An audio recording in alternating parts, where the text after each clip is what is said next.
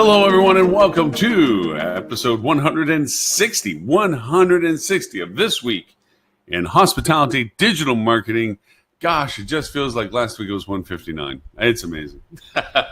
We're in our fourth year of bringing you each week the tools, news, and techniques that hospitality digital marketing can provide and offer. With that, actually, I'm expecting my co-host to arrive any moment soonly. I'm looking at Robert Cole, one of our co-hosts, does a great job of bringing together a lot of great topics that we share with the HSMAI's Digital Marketing Board. We used to be the Digital Marketing Council. Actually, no, it's called the Marketing Board now, not even the Digital Board. Sorry, I digress. Anyway, he puts together a great list of topics and news and so forth associated with what we need to know about during this week. News that affects us, actually affects our business, tools that we can use, and techniques that are being used in the industry. For those who may not be aware of it, which would be nobody, this is budget season. Literally, we have a season for it. Why no other industry has a season associated with budgeting, but it seems that hospitality does. We take a total of about 3 months to go through the process. It's kind of like the 6 steps to acceptance. We go through the no, it can't be true. Yes, we have to do it.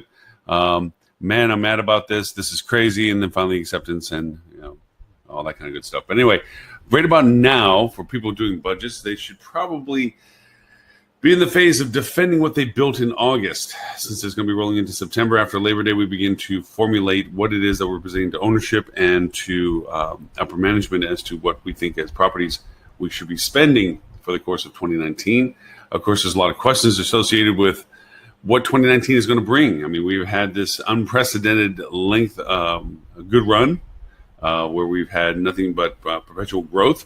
But then again, as Robert has pointed out many times before, there are cracks in the armor. There is a plateauing of RevPAR. There is a plateauing of ADR, actually a digression of ADR. As inventory comes into the pipeline, which was slow to get in the pipeline, which was one of the things that probably has sustained our growth, is that usually pipeline development is quick to respond and slow to abate when it comes time to no longer needing it. It was a very slow start to additional inventory, which gave the inventory to markets the opportunity to yield ADR and rate more effectively over a longer period of time, while it was decided whether there should be new inventory into some markets. Well, that has changed, obviously.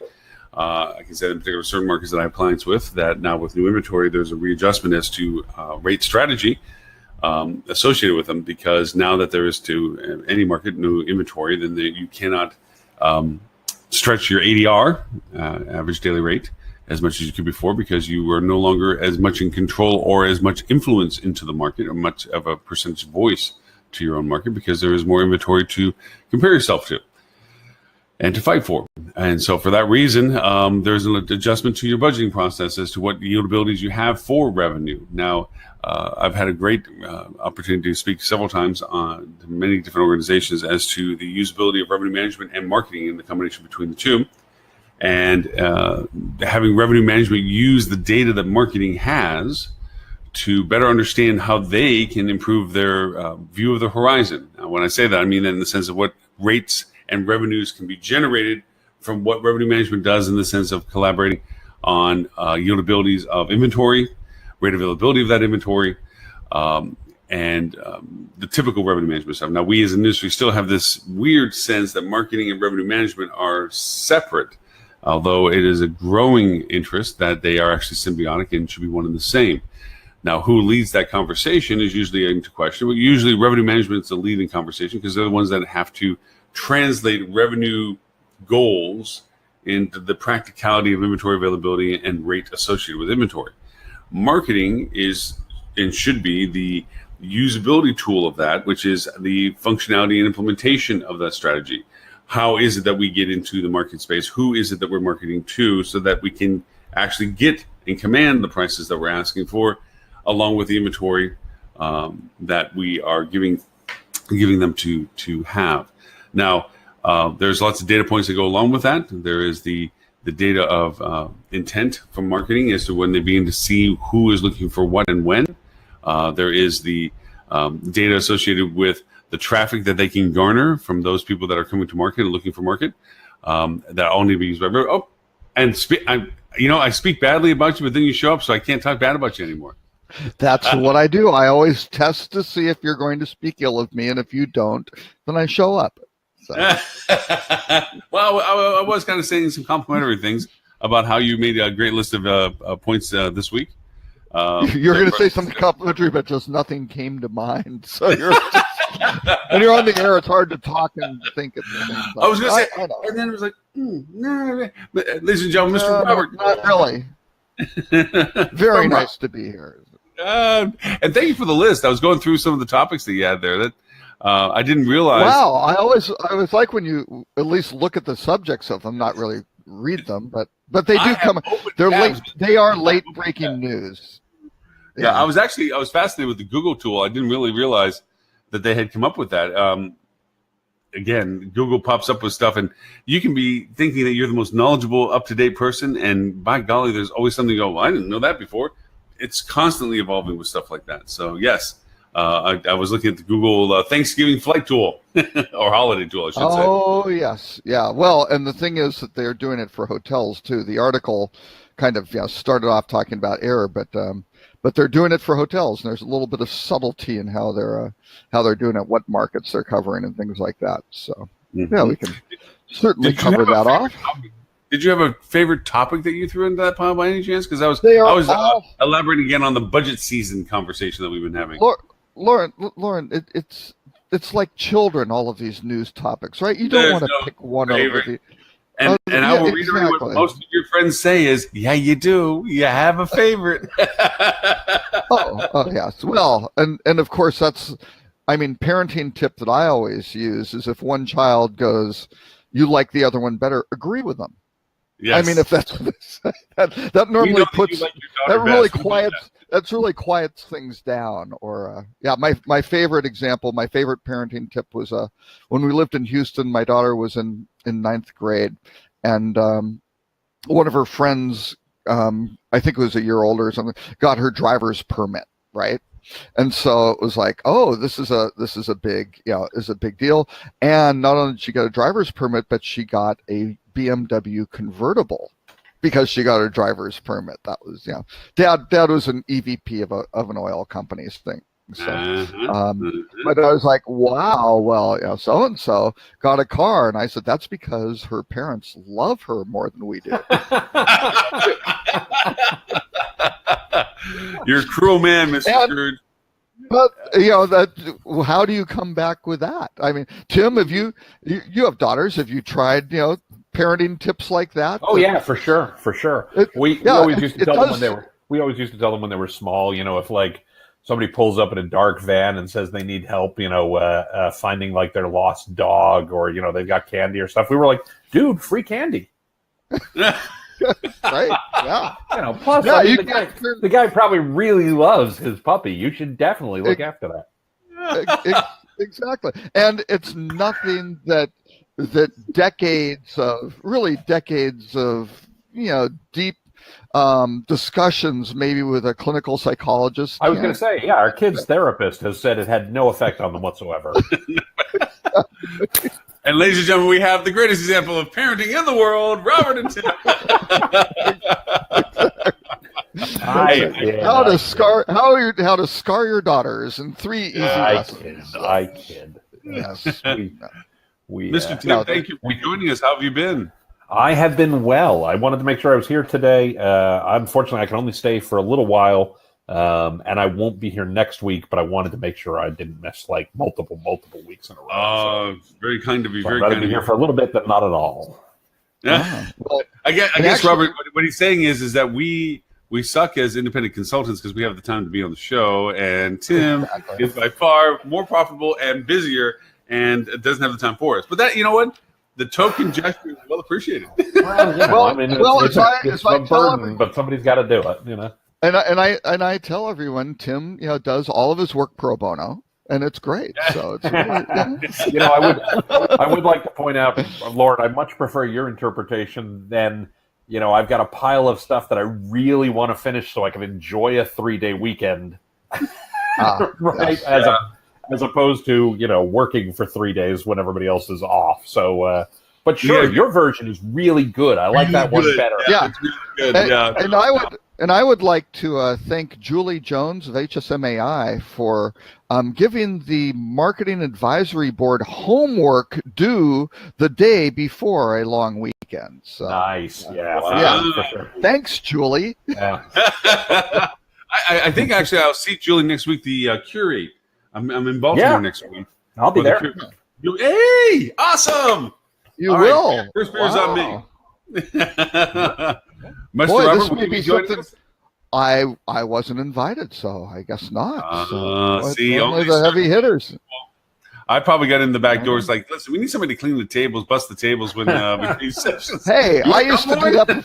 I And used I'm to do that parking professionally. cars, so I know. Okay, quick question, Tim. Are you staying at the host hotel or are you I staying am elsewhere? staying at the host hotel. I have a crazy week next week. I have, I think you guys know this isn't something we talk about on the show, and this is not meant as shameless self-promotion, but certainly feel free to use it as such if you like. I have a couple of partners that I work with on a software platform called Solo Segment, which you can learn more about at solosegment.com. It is not explicit to the hotel industry, but it's a tool that looks at your website search and how to improve content and things along those lines, and it's an AI-based program and the like.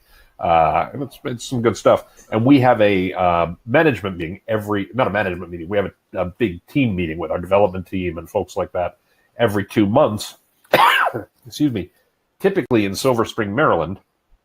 And as it happens, Thursday night, Friday, Saturday is our every 2 month meeting. So I will be in DC. I'll be in Baltimore for Curate and then head over to Silver Spring Thursday following Curate to be with the team for Solo Segment for a few days. I'm sorry I dropped. I'm sorry I dropped off on podcasts. I normally fast forward through the commercials. I'm sorry. What was Robert came with a sense of humor today, Well folks. played, Robert. Well played. I do want to point out. And I legitimately mean this not as a commercial for Solo Segment. It is currently all the main product really only is designed for website search, like content search, which most hotel companies don't actually have, right? The search on most hotel websites tends to be rates and availability and things. Right. And our AI-based product at the moment really depends on large volumes of data, which typically my clients, when I work with independent hotels, don't have, right? Or don't have access to in the way that makes the AI actually work yet. Right. So, Right. I would be lying if I said that there weren't, ambitions and goals and things like that to be able to turn it into a product that can move into smaller businesses and the like. But for right now, our primary clients tend to be, Fortune 100 types, simply because they just have larger data sets. Yeah. Sure. Right. I mean, that's just And you know what? You're a smart man because you can't run the music circuit like you do on concerts, and you're realizing that you're laying down monetary tracks of recurring revenue by creating software that will go over and self-propagate and create boatloads of cash for you without having to work hard and stuff, and that's brilliant. Well, yeah, it certainly makes the days go by quickly some days, that's for sure. And I'm still a proponent for hotel. You guys can tell me I'm wrong and this is stupid, if you care to.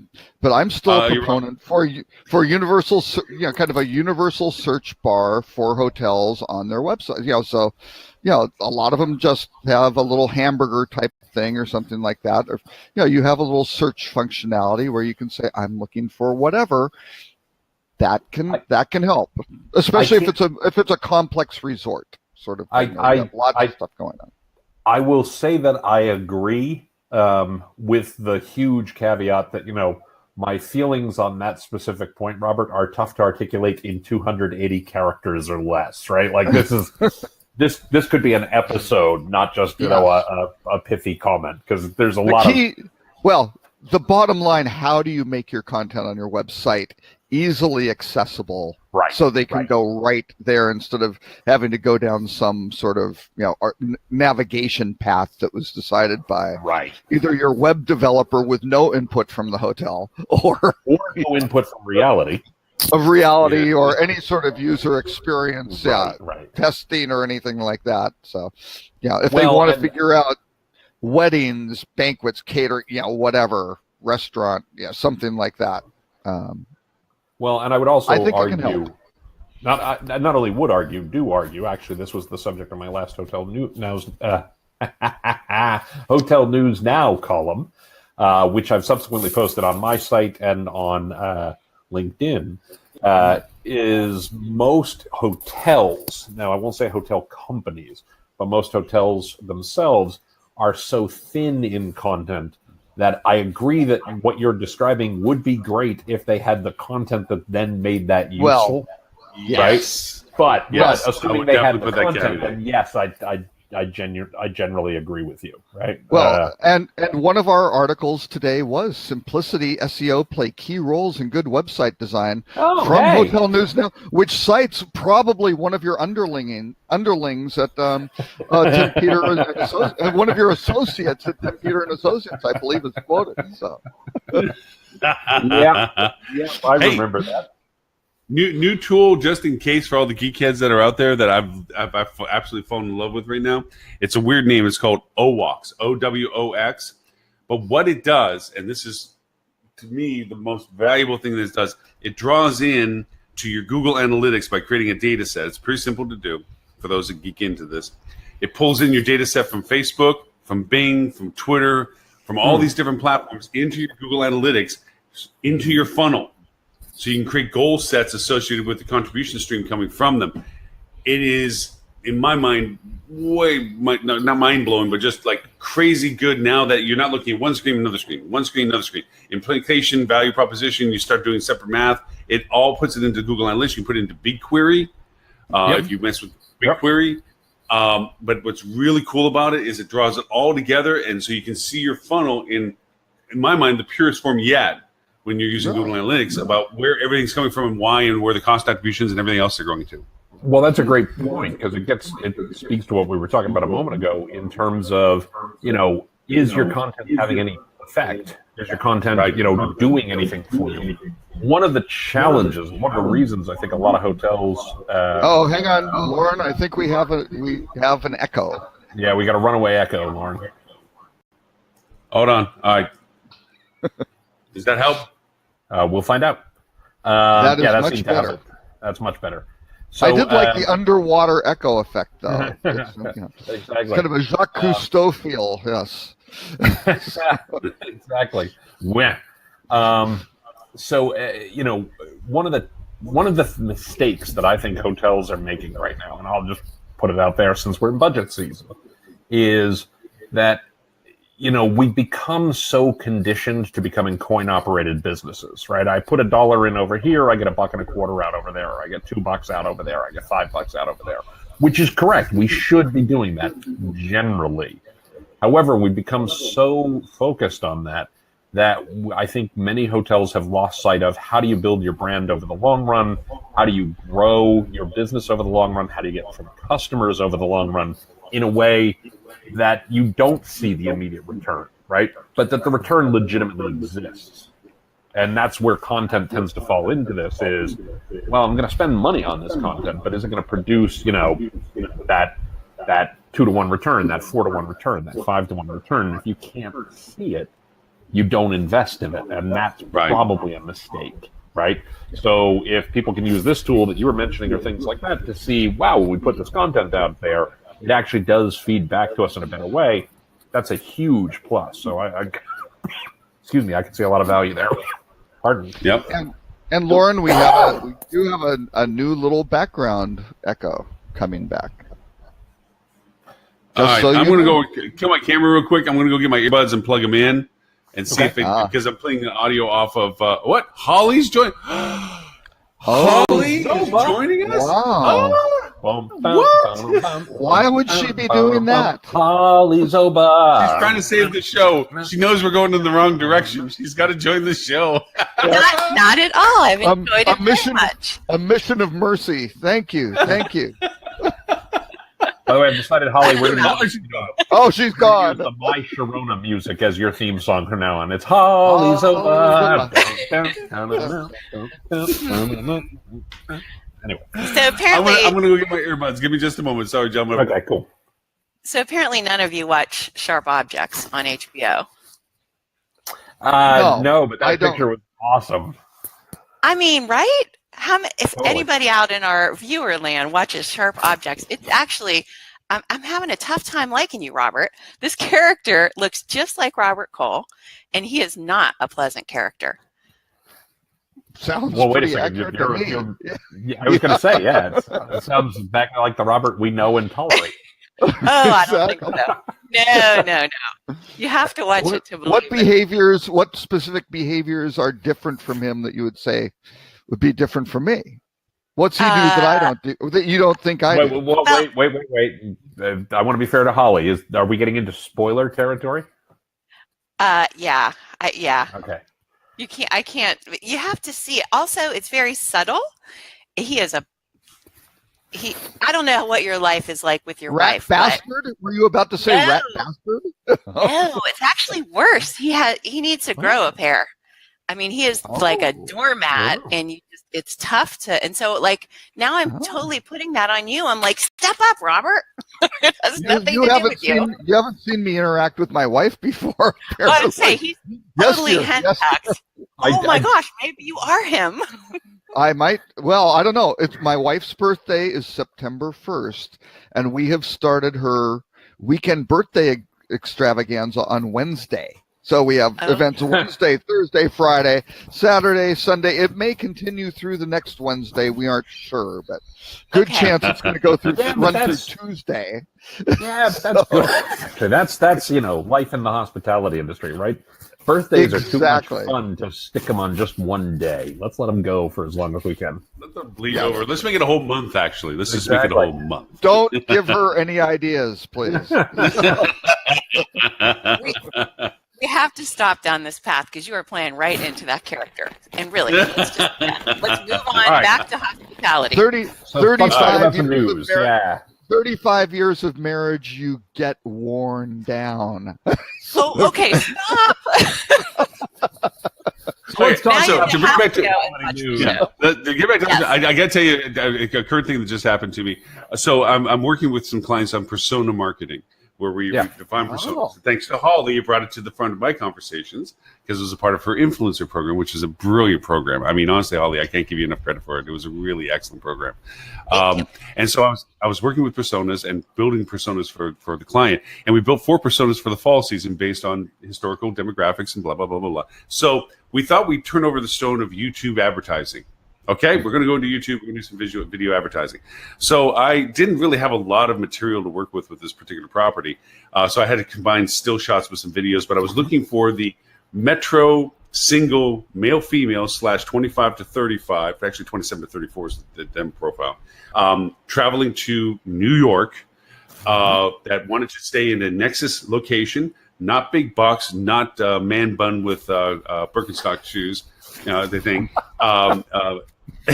I mean, I know it sounds very particular, but it actually is very segmented. Okay.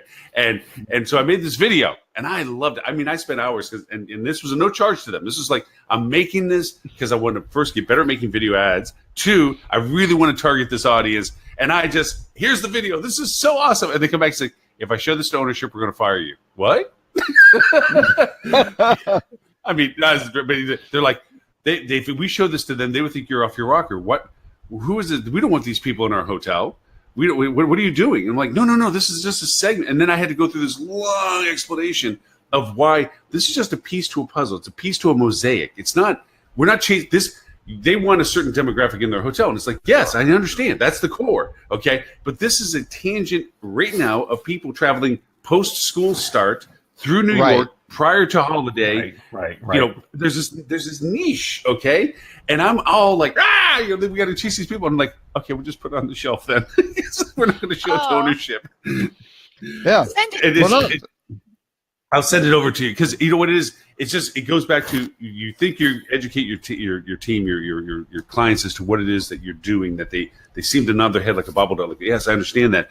Until it comes to what I call the porte-cochere effect. Owners love to see their hotel building. Nobody else cares about how the building looks in the picture, but the owners always want to see the picture, right? Well, for them, they have in their mind who they want to walk through the door. And that's a perennial 12 months, 365 thing. And it's like, you're not selling to yourself, or worse yet, you're not selling to that singular image. You're selling to a variety of images. Different people walk through your door at different times for different reasons. And that's where that marketing came from. But anyway, go ahead. So you guys are all consultants. You have to run into this all the time. How do you deal with it? All the time. Like they hire you, but they know better. Well, what I do is I try to start off with, in the first meeting, I do two things. One is to try to really make sure that I understand their objectives, their business objectives as an organization, right? To make sure that's very, very clear. And we kind of go, okay, these are the ground rules. These are your business objectives. Good. So we won't stray from those. And then the second is to figure out what the finish line looks like and goes, okay, so if this is going to be successful, what have we done? What's the end product and result look? Which again clears up all sorts of things on deliverables and things like that. And it doesn't have to be a massively difficult discussion, but it can just really refine things. And then you go, okay, good. So we know what we're starting with in terms of the not necessarily the strategies, but the objectives, right? The strategies plan that's going to get developed. And here's what, basically I'll ask them, what the product at the end, you will be happy if it does what, right? What's the output look like? And if you can kind of pin those down, that's good, but you will still have clients. I had a large, I was very excited about this project. Major ski area wanted their loyalty program redone. We checked all of the boxes. Everything was nailed down. All the departmental leaders who were normally, I was warned, these guys are going to hate it, right? They don't like everybody loved it. And basically the CFO went, no. And it wasn't because it was too expensive or anything like that. Yeah. It checked all the boxes, did not want to do it. That's what this video was. At that point, you just go, that's fine. You don't have to do it. But, and it's like, boy, I think you just wasted a bunch of money, which I don't like. No. And I don't like working with clients who continue to do it. And I didn't aggressively solicit, hey, let's do phase 2, phase 3, phase 4. It's just like, okay, that's okay. I don't want to do that. Well, and in your mind, you did everything right, but it didn't. It was still wrong. I mean, they understood the whole premise and everything. Yeah. I agree with everything both Lauren and Robert have said. The other thing is, we certainly come at this, and I suspect this is true for Robert, and I suspect this is true from Lauren as well. We come at a lot of this for these things that are going to be the more radical ideas. We just want to test. Like, we're going to run a $100 campaign. We're going to run a $500 campaign. I mean, a lot of this depends on the scale of the property, right? Sure. Some folks a small campaign is $100. Some folks a small campaign is $10,000, right? But we're going to say we're going to do a small test and see if this works. And usually that gets you over the finish line. And then when it doesn't, you do what Robert said, which is you go, all right, man, we'll find it someplace else. We understand why you're opposed to this for whatever reason. You're paying us good money to give you what we think is the right answer. You're the one who has to live with the outcome of that decision. You say no. You say no. I will tell you, this is a weird statement. This probably says way too much about me. But when I worked, in industry, when I worked for a hotel company, and I would have these debates with my the CEO of the company or my boss or whatever, that would drive me nuts when I felt like I knew what the right answer was and you could not get people to do it for whatever the reason was.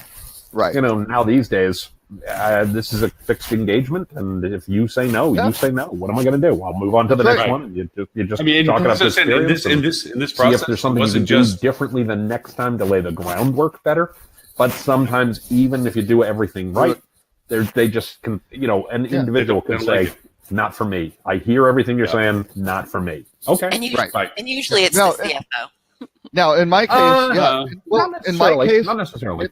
No, in my case, and it was the CEO who was listening completely to the CFO. right? Everybody was kind of bought in, and the CFO kind of, pulled the trigger. Now, the interesting thing was, one of the things was to go redo their payment processor, right? Because that was going to be the core of all the data, right? To get for their loyalty program to really tie it. They did make that change because that was the area. And, and I try to look at this and understand why they're doing it, because, these people generally aren't idiots. Right. Sort of thing, they're making it. You try to figure out why did they make the decision that way. That the person was comfortable in the financial world, and once you got anything outside of that, he found his comfort level was just saying no to it, right? Because it's like it sounds good, that's great, but either through fear or and this wasn't even necessarily it's conservatism, because it wasn't a radical sort of thing, and this organization had insanely bad data. I mean, we're talking 20% of their 25% of their revenues weren't even properly accounted for what things were coming from and getting sourced back to households and things like. It was really, really, really bad. And again, the CFO would make comments like their summer guest was a completely different person than their winter guest. There was no overlap. And you look at it and go, no, that's not true.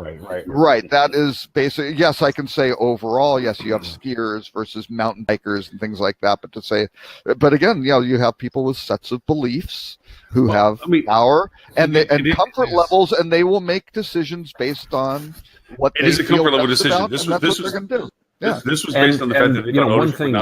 This is an ancient consulting truism, right? Peter Drucker famously said, back in the 50s or 60s, culture eats strategy for breakfast. Right. And so sometimes you can come up with the best strategy in the world, but if the culture is not ready to accept that, right? I worked with a company. I worked with a resort, a fairly good-sized resort company for a couple of years, and we were coming up on a renewal, and to be very candid, I didn't push for the renewal, and they didn't, because in 2 years they executed on 10% of the things I was providing to them, because culturally they just weren't there, And what I didn't want it to be was a case where they started saying things about, well, we're paying this guy all this money and we're not getting any value out of it. Right? Yeah. I wanted to walk away clean, and that's basically what happened, because, they weren't getting the value. I wasn't able to help them in the way that I thought I was able to, because they just had too much culture change that they had to go through. Yeah, and that's what any one person within the organization. Culture is built off, you guys know this, but culture is built on the stories we tell ourselves, right? There's these things we know to be true.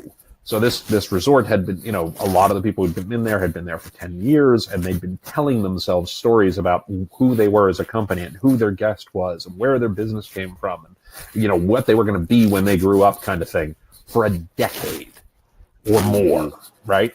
And I'm trying to tell them something that flew in the face of that, not entirely, but enough that it was just too far outside their comfort zone.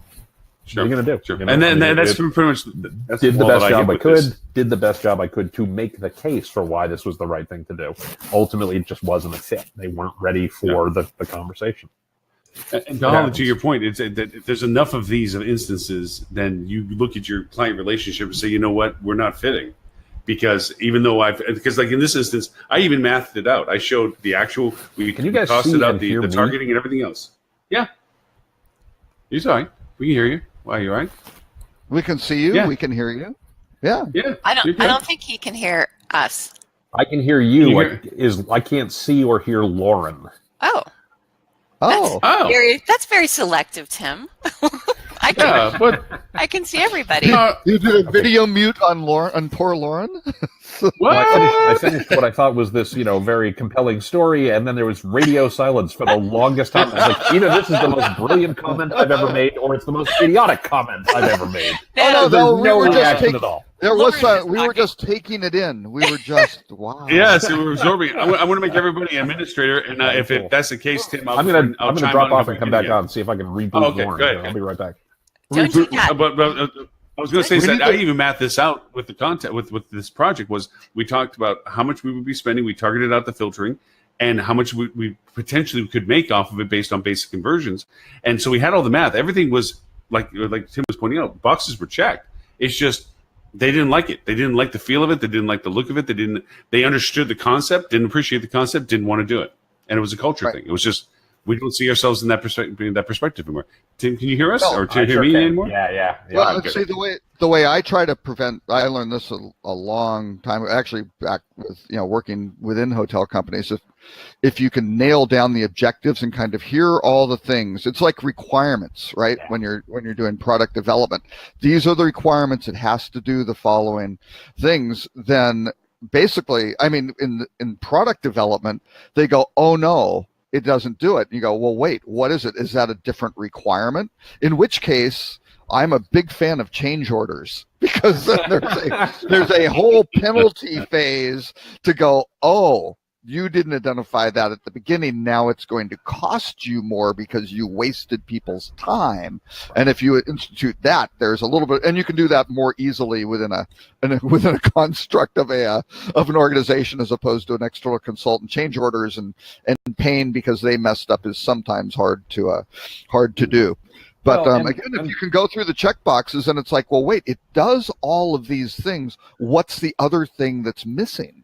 And it's like, if it's a campaign or an ad, you don't like the creative, you don't like the direction, you don't like the messaging. What if the messaging does the things you wanted? It's just the execution. What is it that is making you say no, right? And it may By the be way, they think it's too big or too different from what they did before, which may be a valid complaint, but it might be hey, that's why you wanted to do something different.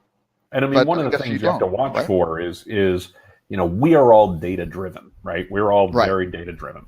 Exactly. One of the things that is tough to get your arms around are the implicit data, right? The things that everybody knows. And one of the things that comes up in consulting engagements a lot is, does everybody know it because it's BS? Or does everybody know it because the data is kind of buried in ways that, they're right, they're smart, they work there all day, every day, but it's just not easy to get your hands on. And so it's data you miss in the discovery process and things along those lines.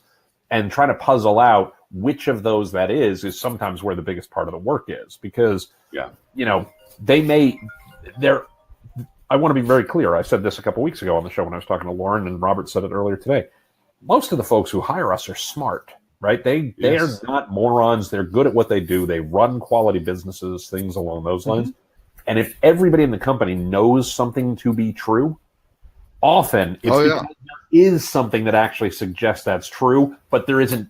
Finding the thing that proves that is hard, right? So that's what you have to puzzle out is that the case where the data's there, but just so under the surface or so, I hate this word, but so intangible. And I have a reason why I think it's a bad word, but is so intangible for the time that it is still meaningful, or is it a myth that they've created, right? And that's something you often have to pull apart. And more often than not, it's the former, not the latter. Occasionally, it's the latter. The story I gave a moment ago about the resort, in 7.5 years of consulting, I've run into that twice, right? And I really do think it was, culture and just stories they like to tell themselves, and they just weren't ready for change yet, right? Right. Or, and on the other side of it, sometimes you get aspirational sort of thing. They want to be something. Again, it may not be data driven. It's like, we are this great thing, right? And we deserve this, or we should be able to get an ADR that's $50 higher, or who knows, right? We should be able to fill our suites with you can get just any number of sorts of things, and it happens for good reasons. I mean, they're good people who believe in their product. Yeah. They love it. They're breathing it 24/7, and they love this thing and they want it to be successful, and they aren't necessarily looking with clear eyes of what's going on with the competition or pricing or certain markets just not exist. I mean, leading or top hotel chain. I don't want to say leading hotels because people say, what's Ted doing? But a lot of leading hotel groups, right? Top hotel groups. They're like, hey, our transient traveler is it, and we do all this, and you start digging through their numbers, you go, it's about 4% of your business. You got a lot of corporate, you got group in here, you've got a bunch of wholesale, you got all sorts of cats and dogs compared to what you're kind of, picturing your image of. And maybe that is the image that's being presented by the hotel, that you're super deluxe and really cool and celebrities and stars and God knows what are coming in there. But hey, that may not be filling you 200 days a year. Right. Well, and I'll tell you a funny story. I mean, this is a great case. What Robert's describing is a great case where data plays a role. So, I mean, for folks who are watching the show, they might find this useful. One of the things that I do all the time, and I'll just give this away for free because this is hardly rocket surgery, is there's free data out there that we often don't look at. One of the first questions that I ask the hotels that I work with, and I'm sure Robert asks a similar question, I'm sure Lauren asks a similar question. It's not the first, but one of the first questions is, who are your competitors?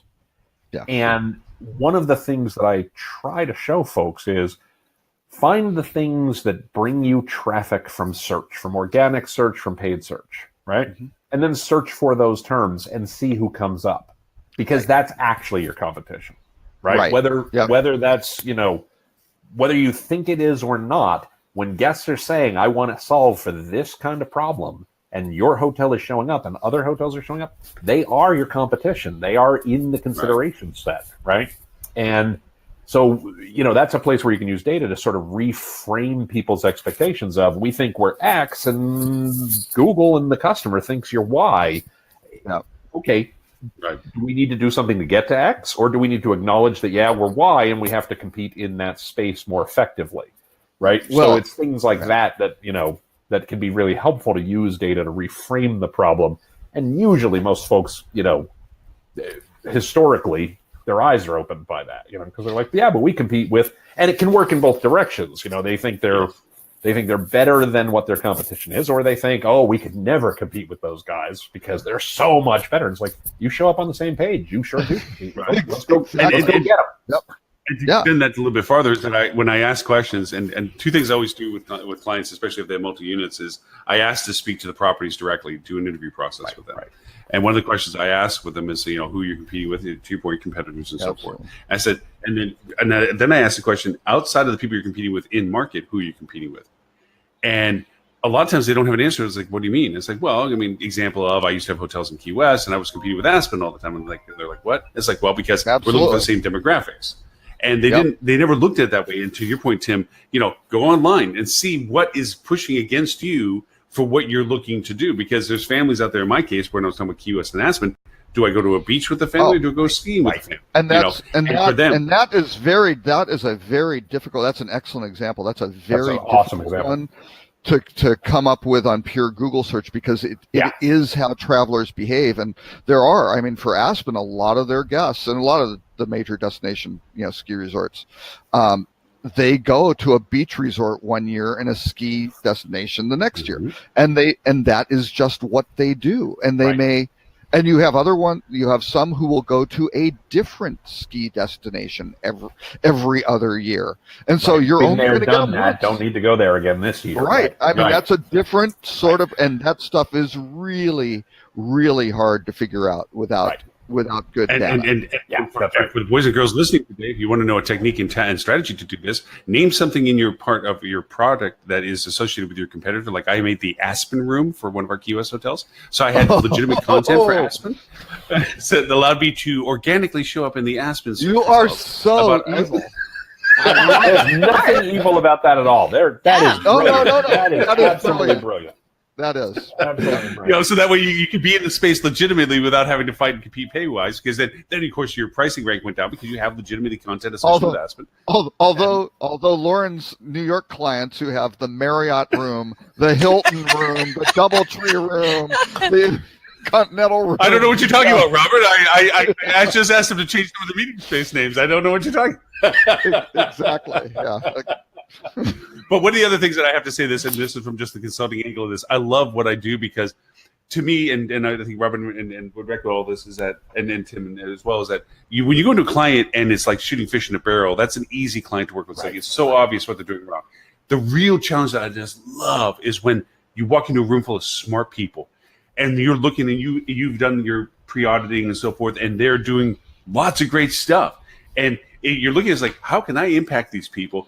And that's when you get that's when I love it, because then it's like, then it's like, I got to be on the front edge. I got to be really good because they're paying me to be smarter than them, and they're already smart, and I'm not smarter than them. I just have to look at it differently, and that's like you walk away when you can find something like that. And you work with that.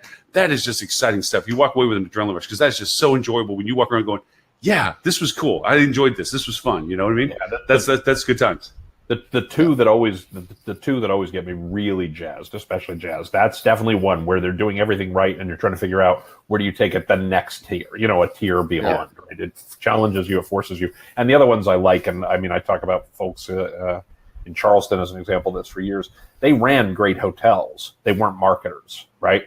So all we really had to do was shine a spotlight on all the great stuff they were doing. Right. Like, that was just fun because it's like, these are fantastic hotels that people deserve to know about. These folks are doing everything right.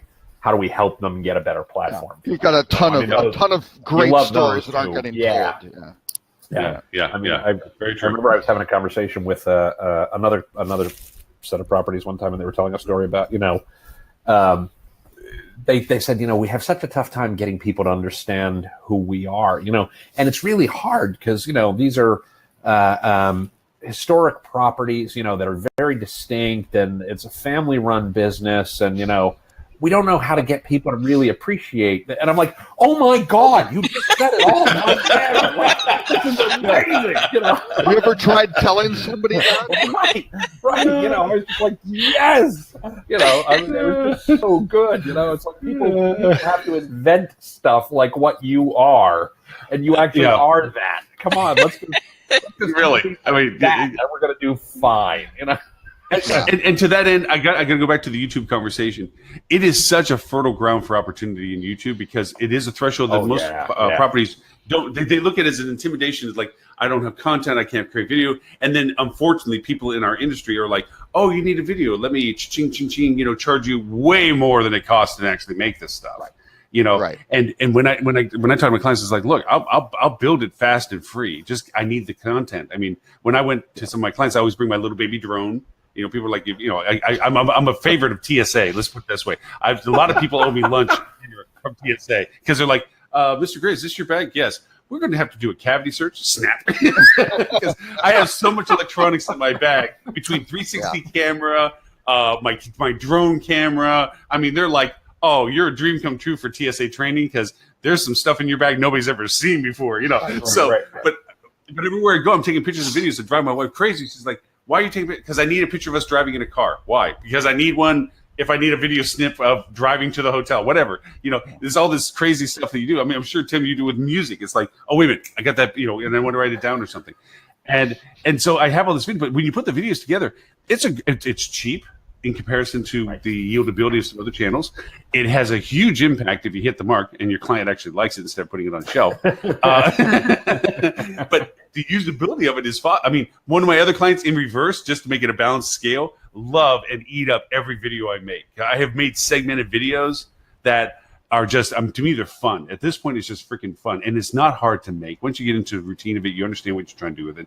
I'm not professing to be a pro builder of these, a producer of these things. But when you're doing 6-second videos, 30-second videos, 15-second videos, it fills up fast, and they're huge impact drivers when it comes to it. And I know I cited this Hotel News Now column already about that I wrote a couple weeks ago, but I'm bringing it back for a specific reason.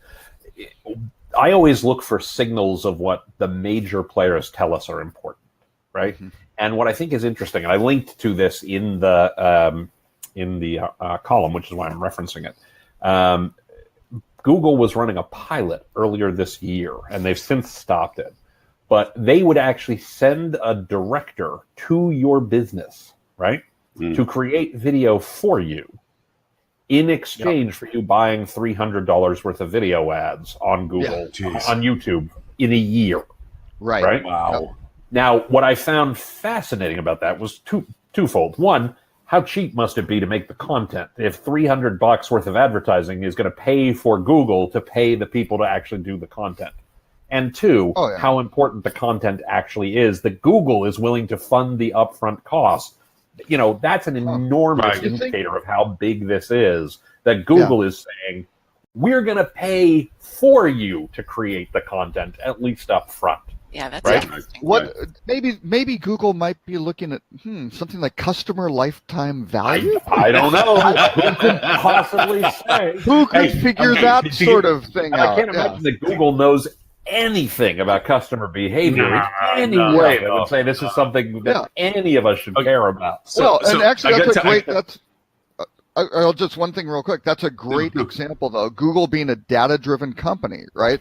So they know the behaviors, they know how much this costs, they know who they're targeting, and they go, good, here it is. And what do? They provide a bunch of data to go, hey, it worked. Do you want to do more of it? Or no, you're going to stop. It worked, obviously. Well, I heard a story, I heard a story for years. I don't know that this is a true story. This may be apocryphal, but supposedly in the early days of the Yellow Pages, and this Robert, may be what? Apocryphal. Apocryphal. A made-up Portent story. of Doom. You know, not a lot of data points, but a story that has become true over time, but we don't actually know whether or not it's true. Right? Apocryphal. All right, apocryphal. Plants have it too. Yeah. That's horrible. So the story that I have heard, and this is a little before my time, and for once it's before Robert's time too. What? I don't know. Now we're back to Bethlehem. We're back to Bethlehem on this. Supposedly, in the early days of the telephone company, in the early days of the Yellow Pages specifically, the phone company supposedly would go into businesses and they would give them a phone. They would simply give them a phone, and they would, leave the phone there for a month, right? And they'd give them, the minimal listing in the Yellow Pages and things along those lines.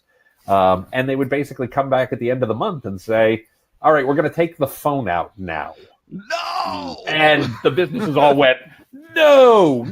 What would it cost me to keep paying you for the phone? Now, I don't know if that's a true story or not, but supposedly that's how phone adoption happened in businesses especially if you think businesses in the era where the phone started to become a thing. We're talking, the general store. We're talking your local pharmacist. Right. Local. Well, because the phone company had put a bunch of posts out in the street or whatever and strung a bunch of wires. You know what? That adds to my argument about the loyalty program I'm using with one of the clients, where they give the second best loyalty program to everybody that comes through via OTA. And in reverse to the normal loyalty programs out there, we give it to you up front, and the hopes is that you're going to want to keep it when we take it away at the end of the year if you didn't come enough times. Now, I got to give Holly some credit. She's going to love this one. It's like, okay, so we did the influencer program, and one part of the feature of what you have with is Adobe Spark. And in that interview process that I had with the client to their property levels, they were expressing frustration as to their ability to influence their own content. The website was too standardized. There was no methodology to changing it, so forth and so on. And so I brought up our conversation about Adobe Spark, that you can create a lateral amount of content for it. Oh my God! They thought that they had been given the keys to the kingdom. Right. I mean, they were just this revelation of what they could do and create. And then this is no exaggeration. I had the call on Monday with this one particular property. By Wednesday, they had launched a particular campaign unique to their group sales business for their particular property and booked their first piece of business on it, and nothing to do with their corporate relationship. Right. And they're sitting around, and I get a call from the person that brought me onto the team, and it first sounded like it was Chris's, like, Lauren, one of the XYZ property, they went over and went off and created this campaign. They didn't tell me what they had done or how they had done it. I'm like, I was like, no. He says, dude, he's like, literally, dude, that alone justified any existence of you talking to them, because at that point it turned into this. Every other hotel was asking them in the same system, what did you do? How did you do it? What happened for it? And literally, you brought that back to my mindset with the Adobe Spark, because it was one of those tools. I use it from time. It's like Doodly, I use it from time to time. It's not in the front of my mind anymore. But for people in the space, these things are revolutionary to them. They don't By understand. the way, Yeah. By the way, so this is something I haven't written about yet, which I know is rare in my case, right? Because I always am like, oh, let me show you this thing I wrote a couple of years ago. But I just had the craziest experience, and I can totally share this publicly to give you a sense of how much opportunity there is out there. I mentioned Solo Segment at the top of the show, the work I do with them. One of the guys who works for the company, one of my partners, went ahead and he wrote a blog post. He was doing some traveling, and he wrote a blog post about his travels and tied it back to what Solo Segment does, right, as a business. And he talked about he was fishing in a little town called Folkston, Georgia, right, and basically talked about what fishing in Folkston, Georgia is like and things along those lines, and basically created content for Folkston, Georgia, right? Sort of a tertiary market, not a real, top of mind place and things along those lines. Folkston, Georgia and Folkston, GA and other related terms are among the top search terms driving traffic to Solo Segment's website, right? Wow. Yeah. Oh, Now, this is not, the company has nothing to do with the hospitality industry specifically, but because there's such a dearth of content, because there's so little content about some of these markets, if you were a hotel and did this, you would be bringing in, I'm not going to say tons of sales yet, but bear with me for a second. There's a couple dots I need to connect here, right? But you would be bringing in tons of traffic that you're not getting today. And here's why this is really important. I can't quote the numbers off the top of my head, but you've all seen the Calibri Labs data that says, 96% of people who start their journey on an OTA book on an OTA. Don't quote me on the exact number, but it's some very high percentage, right? Yeah. Well over 90%. I don't know if it's 96, 97, 95, doesn't matter. Right. Most of the people, the overwhelming majority of the people who start on an OTA book on an OTA. Right. People who start on a hotel website book on the hotel website at a much lower value. It's like 30% or something like that. Again, I don't remember the exact numbers, but it's dramatically lower. Right. But here's the key point, and this is something that's in that data that I think people miss. If we know that most of the people who start on the OTA book on the OTA, and we know that a lot fewer people who start on the hotel website book on the hotel website, we also know that it's true that most of the people who don't start on a hotel website don't ever book direct. Right. You will never get them to book direct if they don't come to you in the first place. Right. And that's an enormous opportunity to use content to draw people in. Now, it doesn't mean you're going to capture 90% of them, but if you captured 30% of them, that would be a huge step forward from where you are today. And we're too many hotels, since I was talking about mistakes hotels are making, get too focused on, and I know we've talked about this on the show many times. Ed beats this drum a lot. Lauren, you beat this drum a lot. Robert, you beat this drum a lot. But we get too focused on when they're there ready to buy, And let's face it, Booking.com and Expedia rock at that. Trying to go head-to-head with Booking.com and Expedia at that stage in the journey is a terrible idea. Start way earlier in the journey and get those people who haven't made up their mind where they're going to go yet and get them to start with you, because the odds that they will book with you go up, I don't know, infinite %. Exactly. Oh, yeah. Well, no, Go ahead, Robert, if they don't know about you, right? Right. How are you going to get them to? You have to get them to your site, right? They don't even know who you are. That's one challenge. The other one is they're totally brand agnostic, right? They could care less. They are looking for. And I'm surprised actually OTAs don't do this. Somebody really, I would think, should, and they've probably tested it. When I go through like a Booking.com. Traditionally, and again, you could break this down by persona, right? And they'll ask questions. This is business trip or personal trip or something like that. But I may say, I'm looking for a 4-star and higher hotel. I want it sorted in price order. I want an 8.0 and above, review rating, whatever. Give them to me. That's how I always search. And I have to click like 3 or 4 times to do it. And it's pretty quick, but it's just like, you know who I am. You know who I've signed in. Right. You obviously know I do this Right. because you track it. Why don't you just give that to me? Because now again, that does undermine a lot of. It's probably because they can't advert those ad positions at the top. What about this? But again, if you know, hey, that's not I a think I know persona. the That reason is for that, by the an way. actual behavior.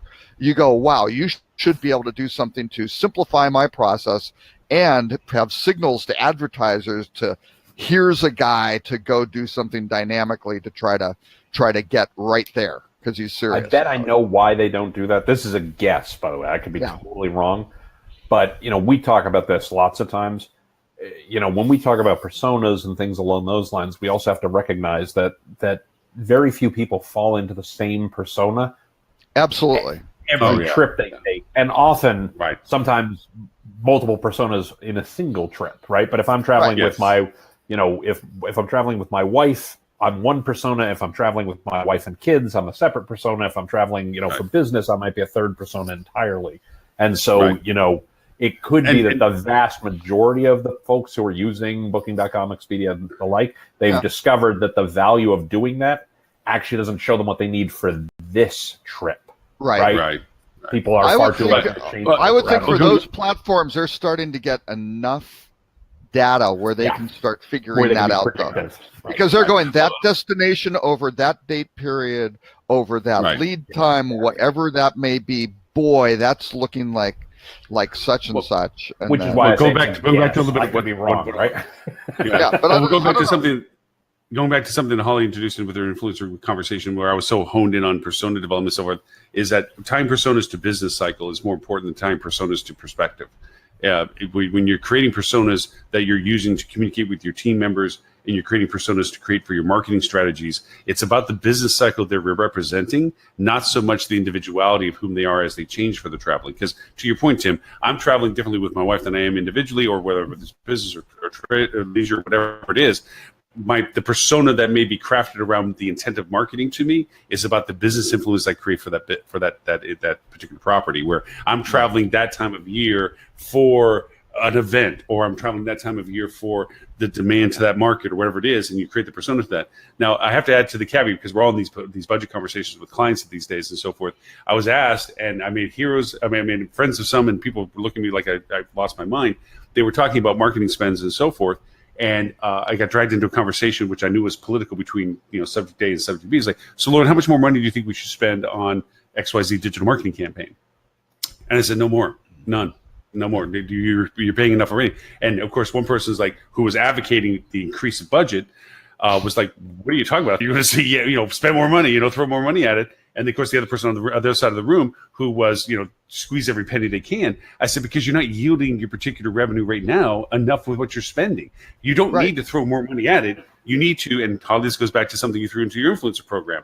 It's about improving the conversion values associated with the string. It says, let's just take this in context. And I said, about attribution strings. I've talked about attribution strings and so forth. This is, let's just follow the path of one of your event-driven paid programs. You're driving it to a page that has 10 different aspects to it, not the aspect that brought me there. If you improve the attribution string to drive content specific for what you put them there for, you're going to improve the ratio of return on it without having to spend more money. That's right. So at the end, I kind of made peacemaker for both of us. Like the person that wanted to spend more money understood that we should make first that the money we're spending yields better. And then the other person that didn't want to spend any more, he feels happy that the money that's being spent. And they actually started collaborating on more stuff afterwards, which I felt pretty cool about, because they understood it wasn't just about more money, less money. It was about how well and how efficient. And at that point, the conversation turned much more realistic for them, which was fun to see. Actually. One of my clients that I did a bunch of work with for a long time, one of the first things we did was fire the agency, because the agency was telling them to spend more money. And when we looked at, it's worse than you know. This actually angers me even to this day to talk about. Oh yeah. Well, because it's the same kind of thing I was talking about before, of the folks who you want to help because they're just really good hotel folks. They're really smart. They're great at running a great hotel, and they were being taken advantage of. The agency, was either. So the agency was their paid search was driving people to basically everything was going to the home page essentially. Right, it was always going to the wrong landing page, and the bounce rate from their paid search was north of 80%. Oh, get Ooh. out of here! Really? Ow. Oh, I swear to Oh God. my god! Which, And I at bet that point, the little agency stat does- wasn't getting reported to the client. No, I bet it wasn't in their report. And the reason it angers me is because the agency, only one of two things could be true. I suppose they both could be true, but they were either criminal or they were morons. Like, you cannot run a paid search campaign that badly unless you're an idiot or you're simply Well, stealing or from you're stealing. taking the program off the shelf and just doing a search and replace on the name or Google a better keyword. than that. I mean, come on. Like Google, if you Google's default recommendations, it will perform better than Right. that. Oh no, I Right. know, but I've seen major agencies kind Yeah. of do that, and who knows, they work Oh with yeah, that's true. supermarkets That's true. or convenience stores or auto parts, Yeah. God knows what, and they just have no. You know, we do this and we do great things and we won these awards, and they go, oh, this is great. They met the GM or owners, whoever met the guy at a cocktail party, and this, oh, you did that campaign. I love that campaign. That's Right. so great. Right. The horses across the meadow was so fantastic. Right. Exactly. Exactly. Yeah. Folks, by the way, I hate to do this. I know I showed up a couple minutes late, and I've got to leave a couple minutes earlier than I normally do today. But I Appreciate the time whenever you have it. And he always appreciate lies that. to us about hating leaving. You know what he's going to do. He thinks is more important and more fun than this. So that's fine. I could that be? disagree. I absolutely disagree with the latter, and I only disagree with the former in the sense that I've got a client on the other side of it who's expecting something, and I'd rather not be working on. And I would be full disclosure. I'd rather not be working on it tomorrow, Sunday, and Monday. So Very true. Very true. in this Yeah, so specific it bleeds over. many weekends I would eat it, but this isn't one of them. So That's Mr. Tim, where if people want to know more about you and find out more about what you talk about in publications and so forth, where do they came sure. from? TimPeter.com and TimPeter.com/blog and TimPeter.com/podcast for all your favorite, stuff that I do. That's the easiest way to find it. Which is a great podcast. I love it. I Thank you very much. thoroughly That's very enjoyed nice it. of you to say, You Lauren. give great insights to it. I'm at Curate next week too, so I'll see you there. Fantastic. wow. So, Robert, Guys you're can on do the it live outside, remote. dude. Robert doesn't get to come. Robert is, yeah. No, we will think of you. We will think of you while we're there, Robert. We'll have Oh, a toast. yeah, we'll have right. a toast. Oh, yeah, Robert was here, boy. He'd be drinking with us, but now he's not, so tough. Oh, I thought it might be a breakfast meeting where you'd be having toast in my honor. Okay, so that's all right. Yeah. There you go. Tim, thank you as always. Well, I hope you all Appreciate have the a time. wonderful holiday weekend. I hope you all get some rest, and let's here's to See you strong. next week. Here's to strong September, October, November, right? Yes. Right? Yeah. All right. Yes. all right, and see 2 out of the 3 of you next week, and Robert, I'm sure I'll see you. I'm sure I will see you soon. I will not be here next week, but I'll see you in 2 weeks. All right. All right. That's Very fine. good. Bye. Take care, everybody. Jim. Bye. Bye now. Yeah. I have Yes. I have an article that Robert sent over that I have a question about. You do? explain- I do. Can you explain what Best Western's doing? Oh, yeah. That's Oh, kind of a yeah. big deal. Best Western wants to not be a not for profit anymore because they've been an association since their inception. They want to be a for-profit corporation, just like the other big hotel companies. So that's So- so they've been membership based always. That's what's Right. been unique about them. And now they're not going to be that way. They're proposing that they not be that way anymore. Yes, and so I think step one, just a theory. Step one is they go, hey, we're going to be for profit, and step B at some point logically will be we want to go public, and there is going to be a very large monetization event for the folks involved in that, and I'm not sure.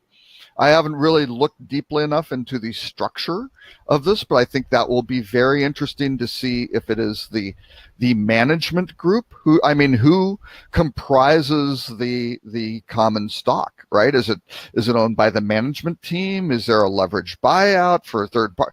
I don't know how they do all this stuff. Is it spread across the members having ownership and having them, participate in this event? I don't know, but I would think it would be a significant monetization event. So, Right. Wow, that's fascinating. Oh yeah, yeah.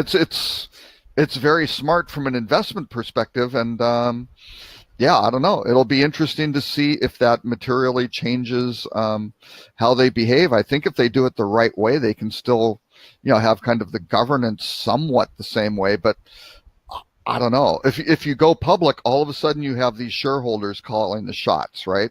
And you want those shareholders to be out in the general public so you can get institutional investment and things like that. Because if you can get more demand for your shares from people like Fidelity or major groups, Vanguard and those guys, that's great. People know Best Westerns. Hey, this thing's performing. Look at the profitability. We want to buy it. That sends the share price up, right? So just having this little closed group where it's just the members have it in a for-profit and maybe do a little, almost like a little co-op profit share.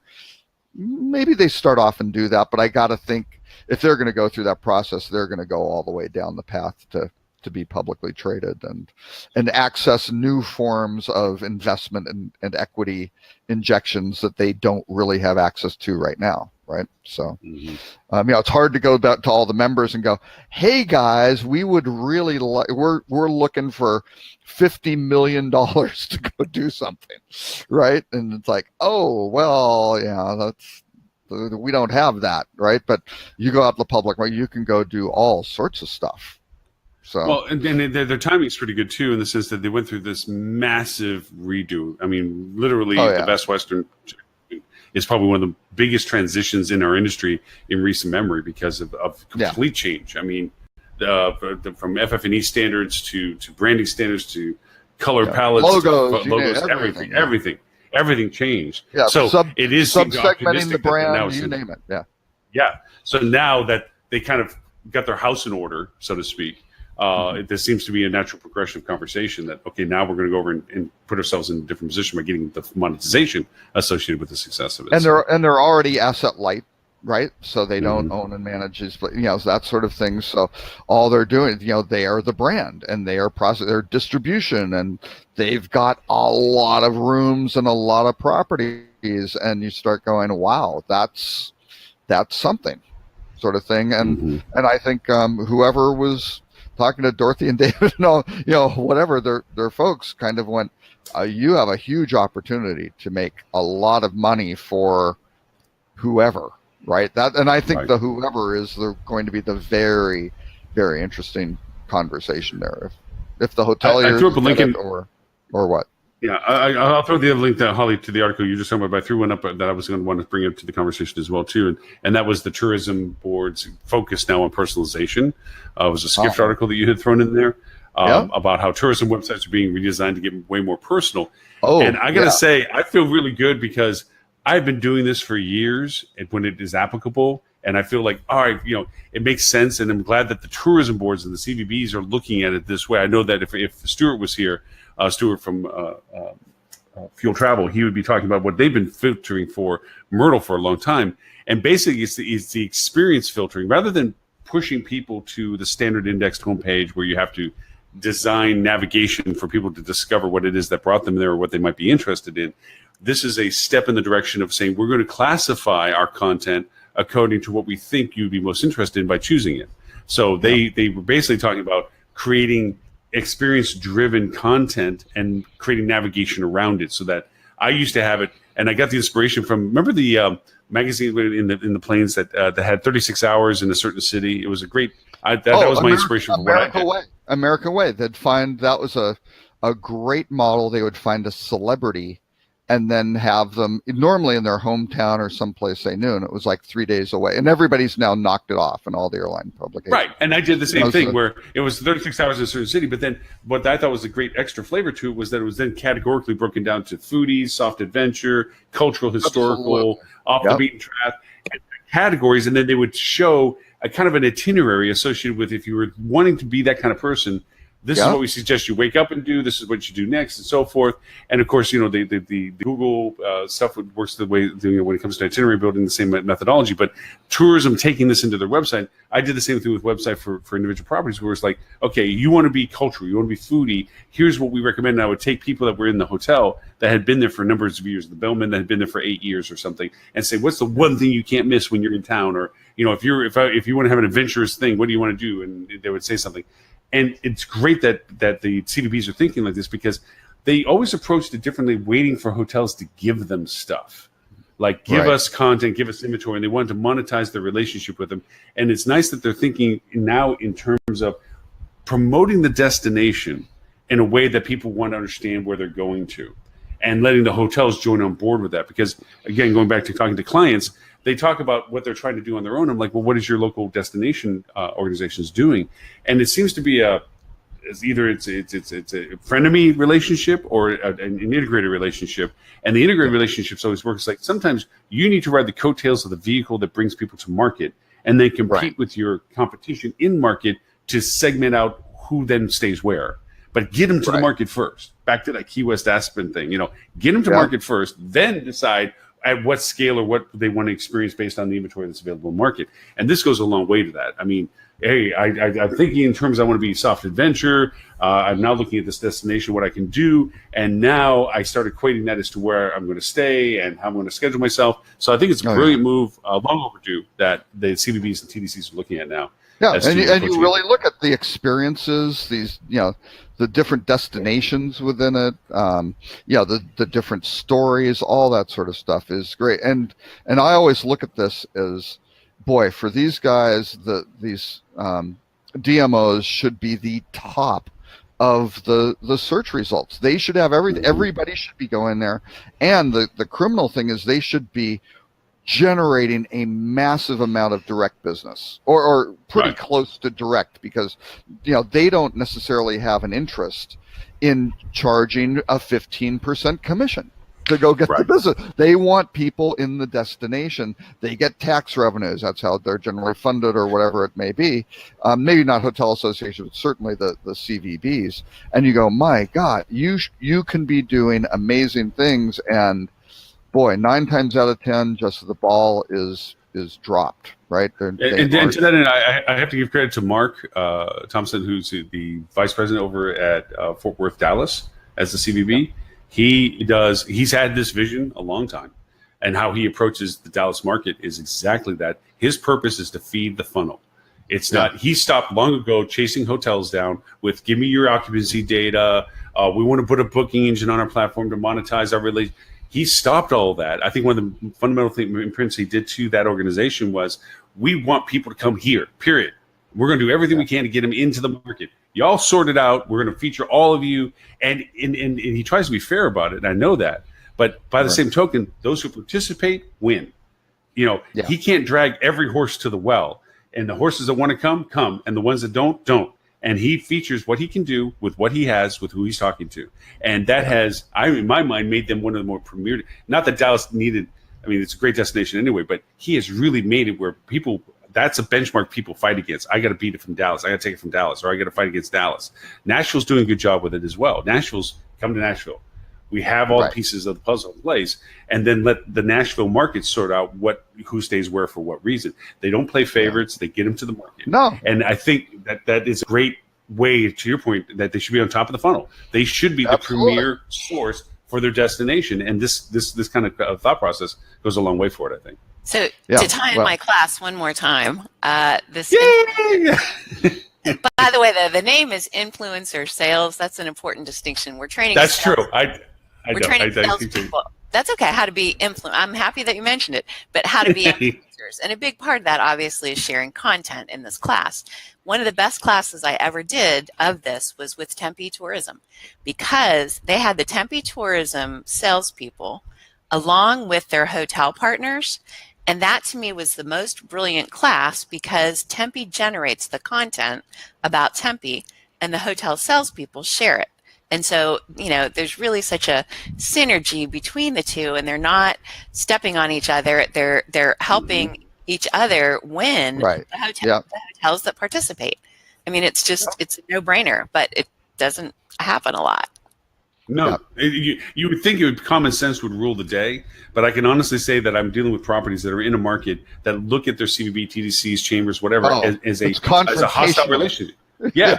It's like they're trying to steal business. They're going to take whatever they can use of me and give it to my competitor. It's like, dudes, y'all got to understand, they're up here, you're here. They got to go through here first. So make this work so that you can get to here, and the relationships that work compatibly like that. I mean, to your point, with the training it's like if they're in the same room and realize that they're in the same lane, not to overstep each other, looking collaboration, the amplification of that, the ability to augment each other is solid. I mean, some of the conversations we have with independent hotels is, okay, so you don't have a restaurant, blah, blah, blah, but you have the ability to go out to your market and create relationships that you can bring in.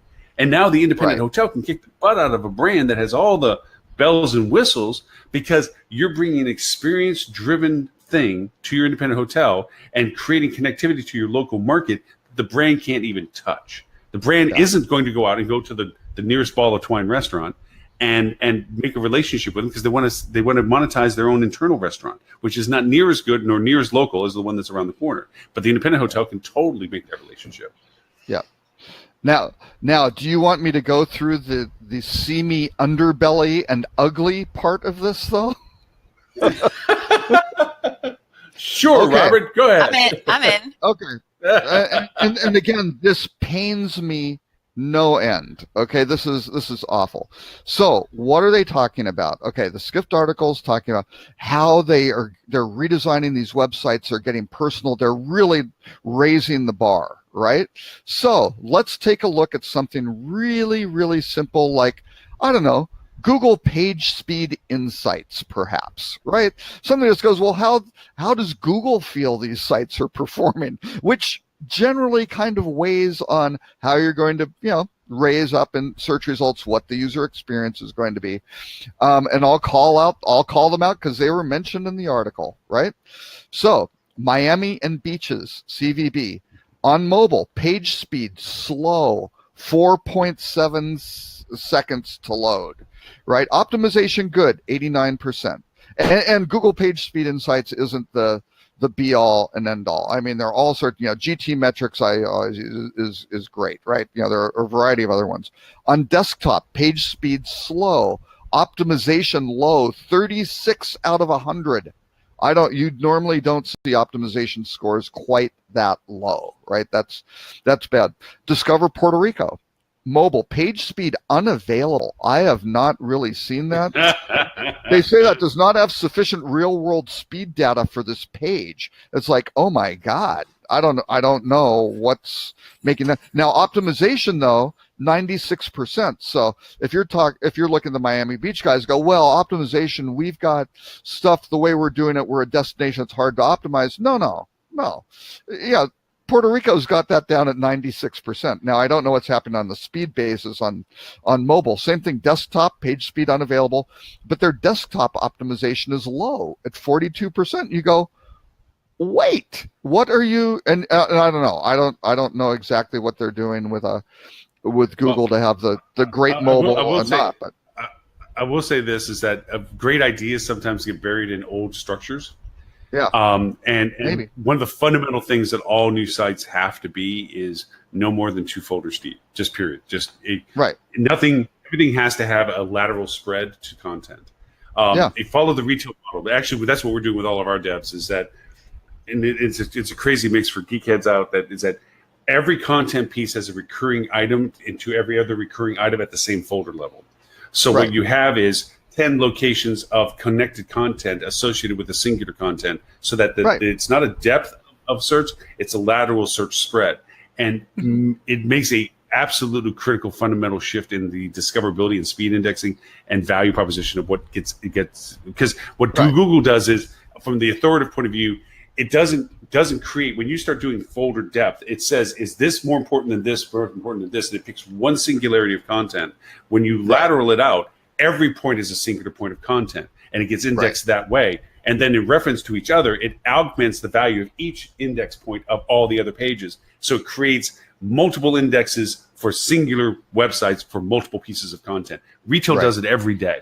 That's what retail does. When you go to a retail site, you click and there's an index piece for every inventory piece at the same level that you're discovering it. And that absolutely kicks the bejeebers out of indexing. Right. Yeah. Well, and you can go deep. You can go deep, but if you're a destination, maybe. I mean, if you're Mexico, I think you need to go. You need to go deep, right? Because you've got a lot of stuff in different regions. It depends on what you want to be indexed for. Right. But in this, if you're a hotel, you're putting up with these contents.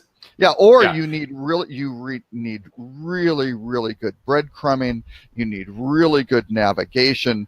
You need lots of sub navigation menus that And I'm not a big fan of those. All that stuff is like. Oh no, I'm not a big fan of it. Yeah, but but you can make it work. But the experience winds up being where it appears. I mean, the site structure could be deep, but the user experience is very, very thin. Right? You don't have to drill down at all because people don't have the time or inclination. But just to go through a couple more of these, because I think it's very interesting. You then go look at Visit Bend, mobile, fast, 0.9 of a second to load.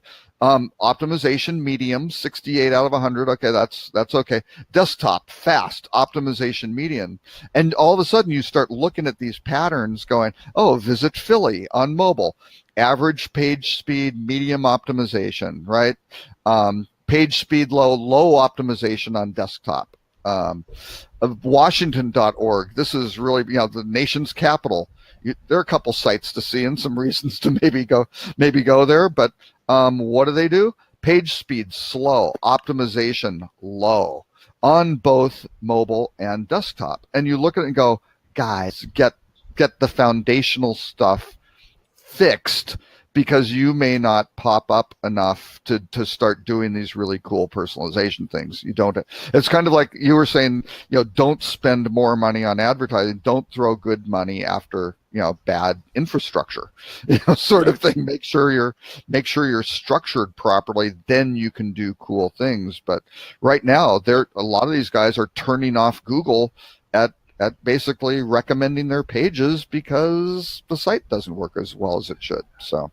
I know Holly has a bit of a scrunchy face, but Holly, if you go to Nike's website, it kind of, if you look at the URL strings as you go through it, you'll see what I mean, that no product is deeper than the other product. Every product is at that level. Oh no, I totally get that. Sorry, I'm trying to upload a file, the picture of Robert, and I was having trouble. So sorry. I'm astounded at these ridiculous slow load sites of these sites. It's heinous, and the major hotel groups the same, right? I don't know. I really, really should write more blog posts on things that drive me crazy like this, but and call out the players, right? Because you really need to say, it goes back to like the client conversations I have is that when they're talking about the value proposition, what they're doing where I pointed out, hey, follow the experience that your guest has to do to discover what it is you want them to see, and they're like, oh yeah, well it's right on the bottom of the page. Why is it on the bottom of the page? Why is it not on its own content source connected to the paid campaign you created for it? And then said, let's do this. I want you to book a hotel or look at a hotel in a market you've never been and tell me if you're discovering what you need to find there. And I think of certain places, like there's a place in Seattle I pointed to that makes them go look, and they see how cumbersome it is if you don't innately know it's there. They know it's there because they built it there or they put it there, or that's where they've known it. They've seen it before. They're familiar with it. But for the first time user or the discovery user, they don't know it's on the bottom of the page or that it's not highlighted. And they forget that familiarity is what breeds sometimes complacency of, well, it's fine. It's there. I know it's there. It's an issue. And it's like, no, it's not, from those who don't know it's there. So it's just and certainly, I mean, we're talking about looking at competitors and some things like that. Who's your competition? What are they focusing on? Look at your competitors' site maps, right? I mean, and go see, hey, here's what they're focusing on. Here's what we're good at. I think in the conversation before, one of the points I was going to raise is you don't just say who's your competitor, but against what sorts of personas, what are your pluses and minuses and things like that. How do you really nail that down? But you look at the site maps, all of a sudden you go, oh, well, that is completely the structure of their website. I get it. And Well, Yeah. it even goes back into the persona conversation. Holly, this goes back to your influencer sales training. It's like when I was talking to some clients about persona builds, and they said, well, when I was interviewing some of the properties, well, we have families. Well, what kind of families? With kids. I'm like, I understand that. I mean, family. Okay. What how many kids? Well, about usually 2. Okay. Genders. Okay. And they're wondering why I'm prying this guy. It's like, what are the usual ages? And they say, well, I don't, it's like, please understand why I'm asking. You travel differently with a child that's 3 to 5 versus 5 to 7, 7 to 9, 9 to 11, and after 13, they don't even want to travel with you. So, Right. Each age of the child has a different impact as to what you're looking to experience when you're traveling. And that segmentation, which is available on Facebook, is a filter. Kids 7 to 10, blah, blah, blah. Those segmentations are there for a purpose because the experience-driven aspect of what they're discovering is based on what they're of interest. A 7 to 10-year-old traveling is not a 13-year-old traveling. And what they want to do influences the parent's decision as to where they stay, what they seek out to stay near, all that stuff. So if you can segment the personas in a way that identifies your primary, you're not making a flavor of your best guest, you're making a flavor of your best opportunity guest, of what you can duplicate by expanding the interest of that kind of persona. That's the real driver to building better business with a persona. Because if you build marketing around a persona, then you know who you're targeting. You're basically, as you load the gun to go hunt, you know what you're shooting for. Compared to, I just hope I find something to shoot at. And that's a big fundamental difference on it. So, yeah. Yeah, I love talking about you. Really, I mean, honestly, I had so much fun with you in New Orleans, man. It was like really great to see the light bulbs pop in people's heads when you're talking about this stuff. I wasn't invited, and I'm not hurt. Rob,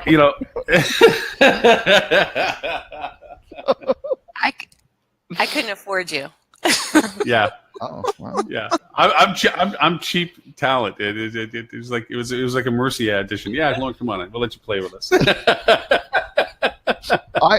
Holly needed some male eye candy. What could she say? That's Lauren is the go-to guy. I don't even think I filled that role. I think I was more like, warm body. Yeah, we got it. No, certainly not. Absolutely not. We had a great dinner that night. That's for sure. It was a training class, Robert. And Lauren was one of my trainers. Oh. That went off the reservation. I thought it was maybe an example of, I have trained him. Look, it is possible. No, I was the before. I was the before. There was afters and there was before. I was the before example. This is you. This is bad. This is the after. This is good. Don't be like Lauren. Don't be like Lauren. But no, even I couldn't mess up a good training program. It was fun, and I have to go back to the fact that sales has been ignored for a long time in the sense of investment, and it's been overlooked. Like, marketing can solve everything. We just drive more business. We'll just funnel more people towards us. Revenue management, they're the golden child. They're the ones that are telling us the direction. They're pulling all the great levers. The ownership wants to talk to them all the time. They never want to talk to sales, and so sales has been kind of like the redheaded stepchild for a while. In the sense of investment time, it's like, hey, you got an office space. We don't make you lift heavy things. Go do your little group thing, and we'll do the heavy lifting over here. We'll do the transfer. You have amazing organizational knowledge and market knowledge, and those guys. Tap into it. Yeah, and then when you really bring them to the table, and then you start giving them resources and investment to bring them to speed. Like I said, I enjoyed the light bulbs that were popping off in people's heads. And I said this to Holly when we were over dinner that night. It's like there are some people that were in the room that I would consider to be legacy salespeople. They've been in this a while. They know they can tell you the stories from when they had to put keys in boxes and stuff. And I thought they would be the least receptive. Mm-hmm. And they were the most hungry. They lit up and were the most engaged. And they had the most input, and they were the most excited about the stuff that was being discussed, compared to who I thought would be like, oh, this is great stuff. I'm glad I'm doing it. They participated too, but the legacy people that I thought would sit back like this, all in. They were like, thank you. This was stuff I needed to understand. and nobody ever told me what LinkedIn did. That's stuff like that because nobody's been investing in them for a long time. So I can only imagine roadmap. Holly's going to be traveling a lot because I think as this start opening up and people start talking about what she's doing, I think it's going to be like, oh yeah, we need that, and they should because at the very base level, this brings their sales teams back up to speed. Everyone needs more Holly. Everybody needs more Holly. That's what it is. And I don't understand. Okay, so she went through 6 months of boot camp coding. That's right. Okay, so she can make a toaster from nothing. Okay, basically, and yet her calling should be this training program and stuff because it really is a conflict. I'll tell you. Although I will say I'm spending half of my time. I literally map out my time, and I'm spending half of my time developing and selling this class, and the other half of my time working on some apps. And so I'm still, and the apps are complementary to the class. So it's a good marriage. Maybe that is one of the topics, and that's actually why I put it in the list, was why marketers should have roots in technology. That was fantastic. Yes. Which is a friend of mine, Sarah. Or you guys all know Sarah Kennedy Ellis, who used to be. She actually. Well, yeah, she was at Sabre. She was the CMO of their hospitality group. But before that, and this goes into it a little bit, she used to run Sabre Labs, right? Very, very bright. When I first met her, was very young, relatively recently out of school, had recently joined Sabre, but whip smart.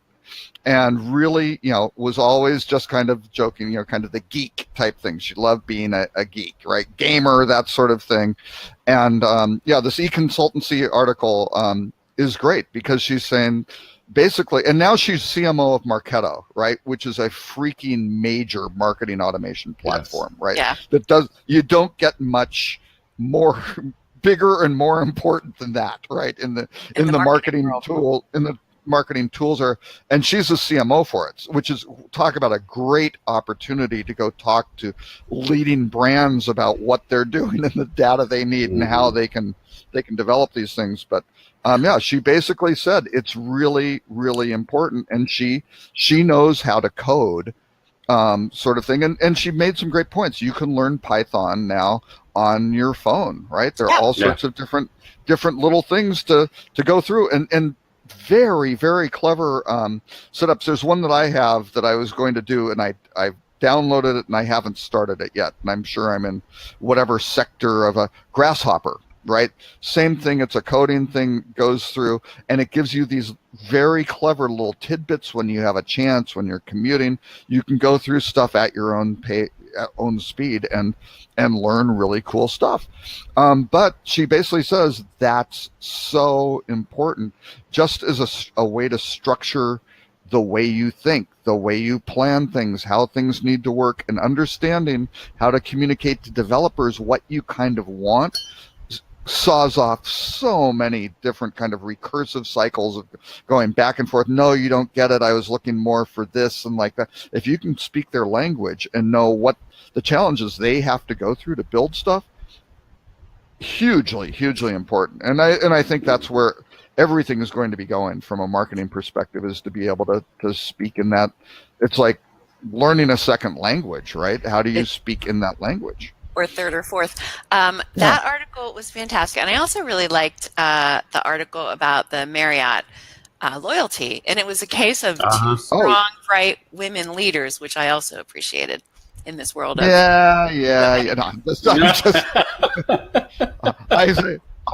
I have two daughters, and I'm very proud that a lot of great, and not that I was responsible for their development or anything. I've had the pleasure of having some tremendous, women leaders, work for me in the past, and despite them working in my teams, right? They still succeed.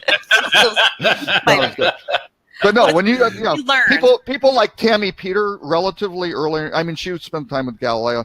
You knew she was great and just needed an opportunity, sort of thing. Linda Kent, folks like that are just, they're fantastic. And it doesn't matter, any gender has nothing to do. These are really whip smart, good people who do great, who do great stuff. But yeah, the Marriott thing, with Karin Tampone, who's their CMO, interviewed by Brian Solis, who works for Altimeter Group, which is Charlene Lee's kind of usability.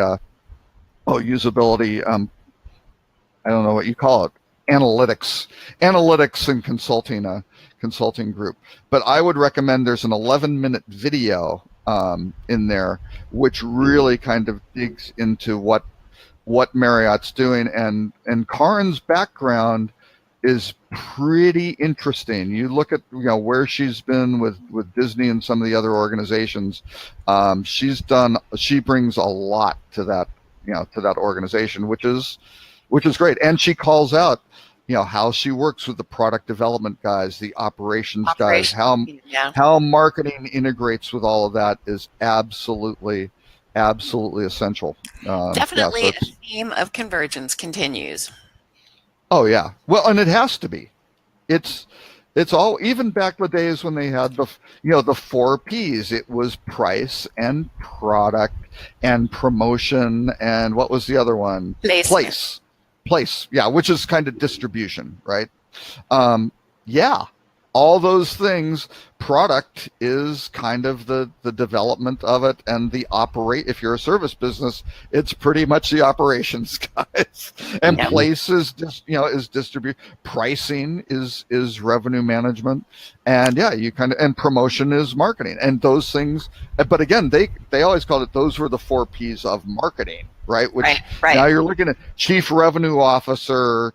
Yes, that's what you're doing. You are the top line generator, and how do you go do that? So how this stuff fell apart and wound up diverging is still a bad. I still don't know exactly how that happened. I think there had to be some specialization because there was such development at a rapid pace in one of those areas. I guess so. Yeah.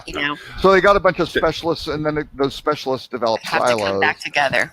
And the budget, actually that's a good point. And the budgets wound up getting allocated by those silos, becoming competitive between the groups and that sort of thing. And it wasn't as much of, here's the objective, let's push this down and make hard decisions. Let's keep Harvey in whatever operations happy, or Sally and Sally and marketing.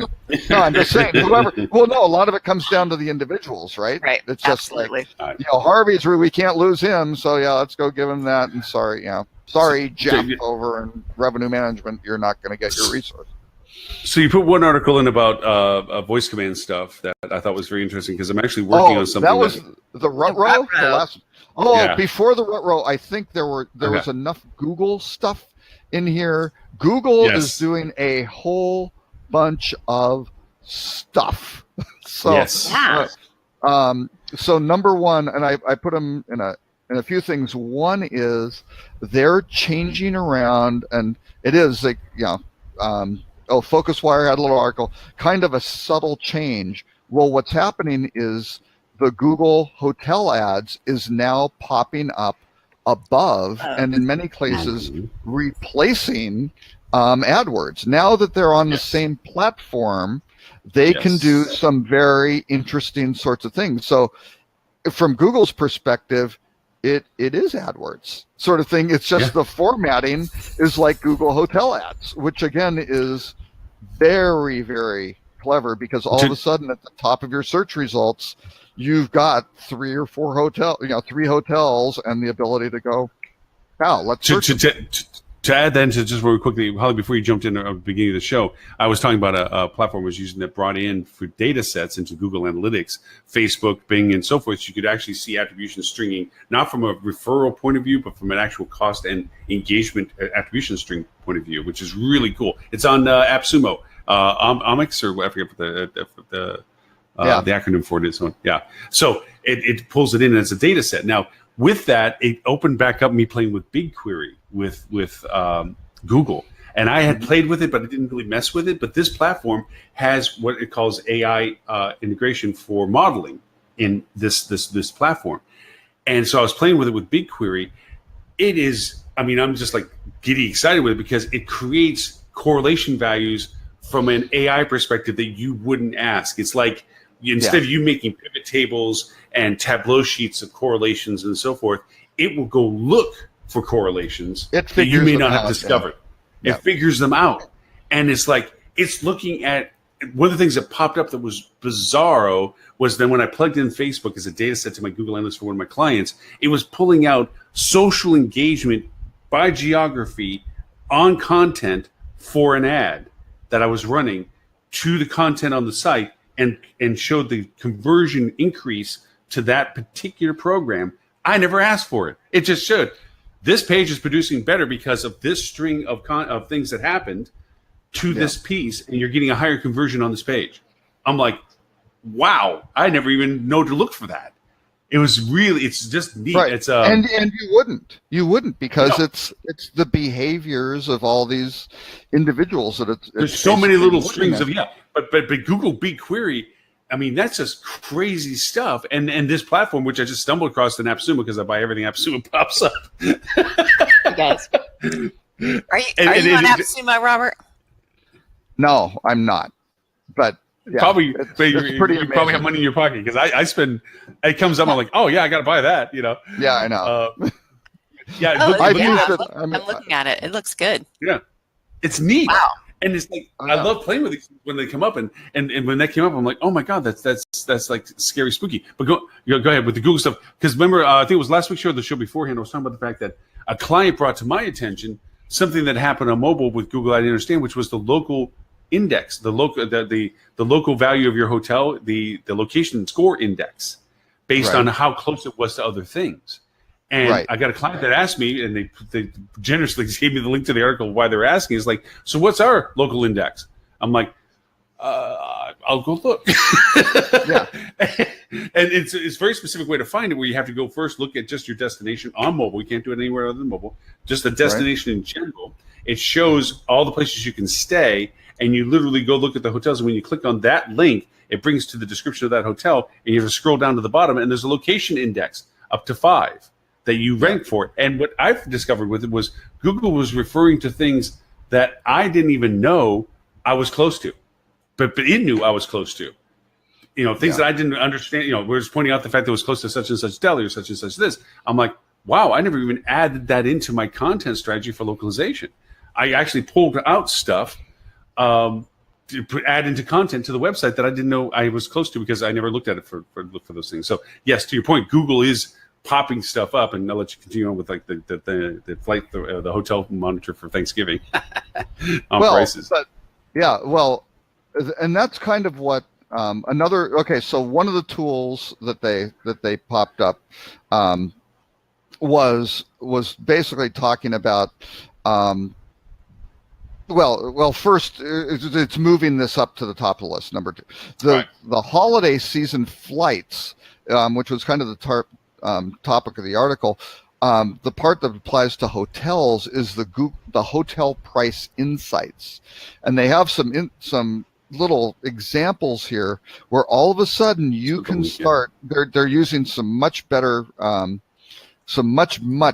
data, which all of a sudden can look at the curves of where your pricing is going at certain days in advance, that sort of thing. And it looks like you can put in comparison hotels, right? So you can compare yourself to another, and their illustration is that you're $38 less than Hotel Catalonia, over these particular dates. So you can actually compare which ones you want to stay at, and are you getting a good deal in Hotel A versus Hotel B? So in this case, they were Hotel Catalonia versus the Hilton Barcelona, and it was, what was it? Oh no, they had two comparison hotels. Sorry, Mercer costs less on average than other 4-star hotels nearby for December 17th and 18th. I mean, this is game-changing transparency based on a lot of the stuff that they learned with their flight stuff. They're now getting serious about. Imagine the personalization. What I was just talking about, the localization index. And they personalize that with you as a Google client for what they know for you. Now they can start making recommendations potentially with what they can do. And my big query conversation about how they correlate data, that because they know what the intent of your travel might be, they could actually recommend hotels closer to things that you would be more inclined to be interested in at prices that you will be more inclined to pay for before they even begin the search query onto what you'd be looking to do. I mean, they could actually probably tailor that content even more Right. finite, particular to you. Oh yeah. Well, and I mean, and the OTAs have been doing this for years. If you wander onto, and even like a Groupon, it doesn't matter. Airbnb is expert at this. You come on the site, you've never been to that site before, right? They have zero data on you. They're using their big data and their analytics to predict, oh, well, here's Lauren. He lives in Florida. Today's, Friday. We got a hunch for whatever reason. Here's what he's going to wind up looking at. And they're going to give you a destination, the destinations they pick out. They're going to do New York and Myrtle Beach or, Los Angeles, who knows, right? Aspen, whatever that may be, based on behaviors of He wants to go visit the sumo hundred headquarters. millions of people, millions of people before you. They go, well, it worked for them. Not just this is it, but more of a, well, let's try this. And the most important thing is, hey, we're running a test with this. And did Lauren do whatever, or did he have? Oh, damn it, he had to search for something. Did he else. drool when the bell rang? What did he? Well, yeah, but the network effect off of this is, he searched for something else and then he went down and he booked. Got it. New piece of data. Update the algorithm. Tweak this, and now we're going right. So yeah, it's pretty amazing in terms of what's going on. And then the last one was what was it? Oh, that they've expanded. Oh. They've expanded search ads again. No, this is the last Google Google sort of thing. So you can get bigger line, more lines, more data, more links off of it, which is great. And then it adapts itself on mobile being different than desktop. So just another thing that folks have to look at to take advantage of the to make it more useful for advertisers, but not necessarily for consumers. I'm surprised a little bit by that. I don't know though, but it's your whole ad utilization where they can look at it, and I bet they ran a whole bunch of tests and figured out, what? This is what works when people had more content and they had 3 lines instead of 2 lines, and they had whatever options, 2 instead of 1 option.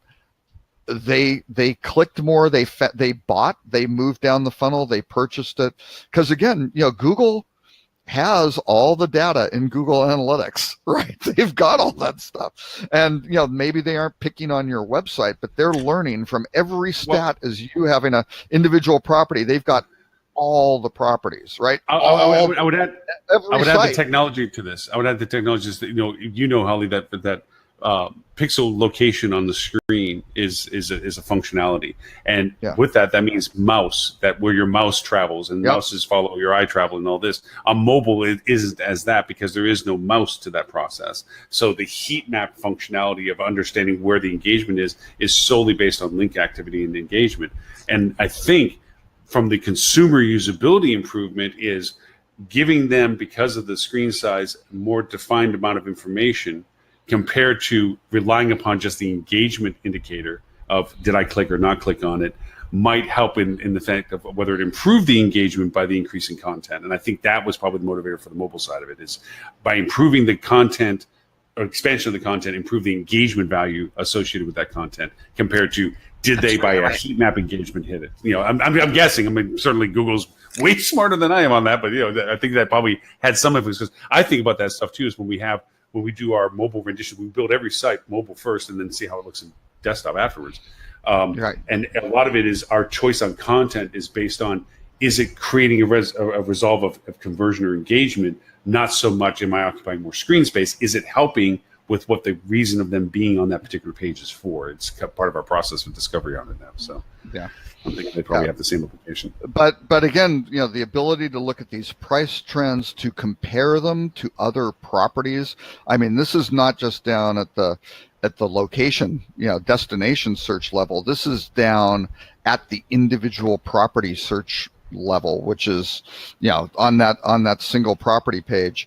And it went live 4 days ago, right? So that is going to be a very interesting dynamic. And boy, I don't know if Google's going to be turning around the Oh, the information of here are the other hotels that people have been comparing you to.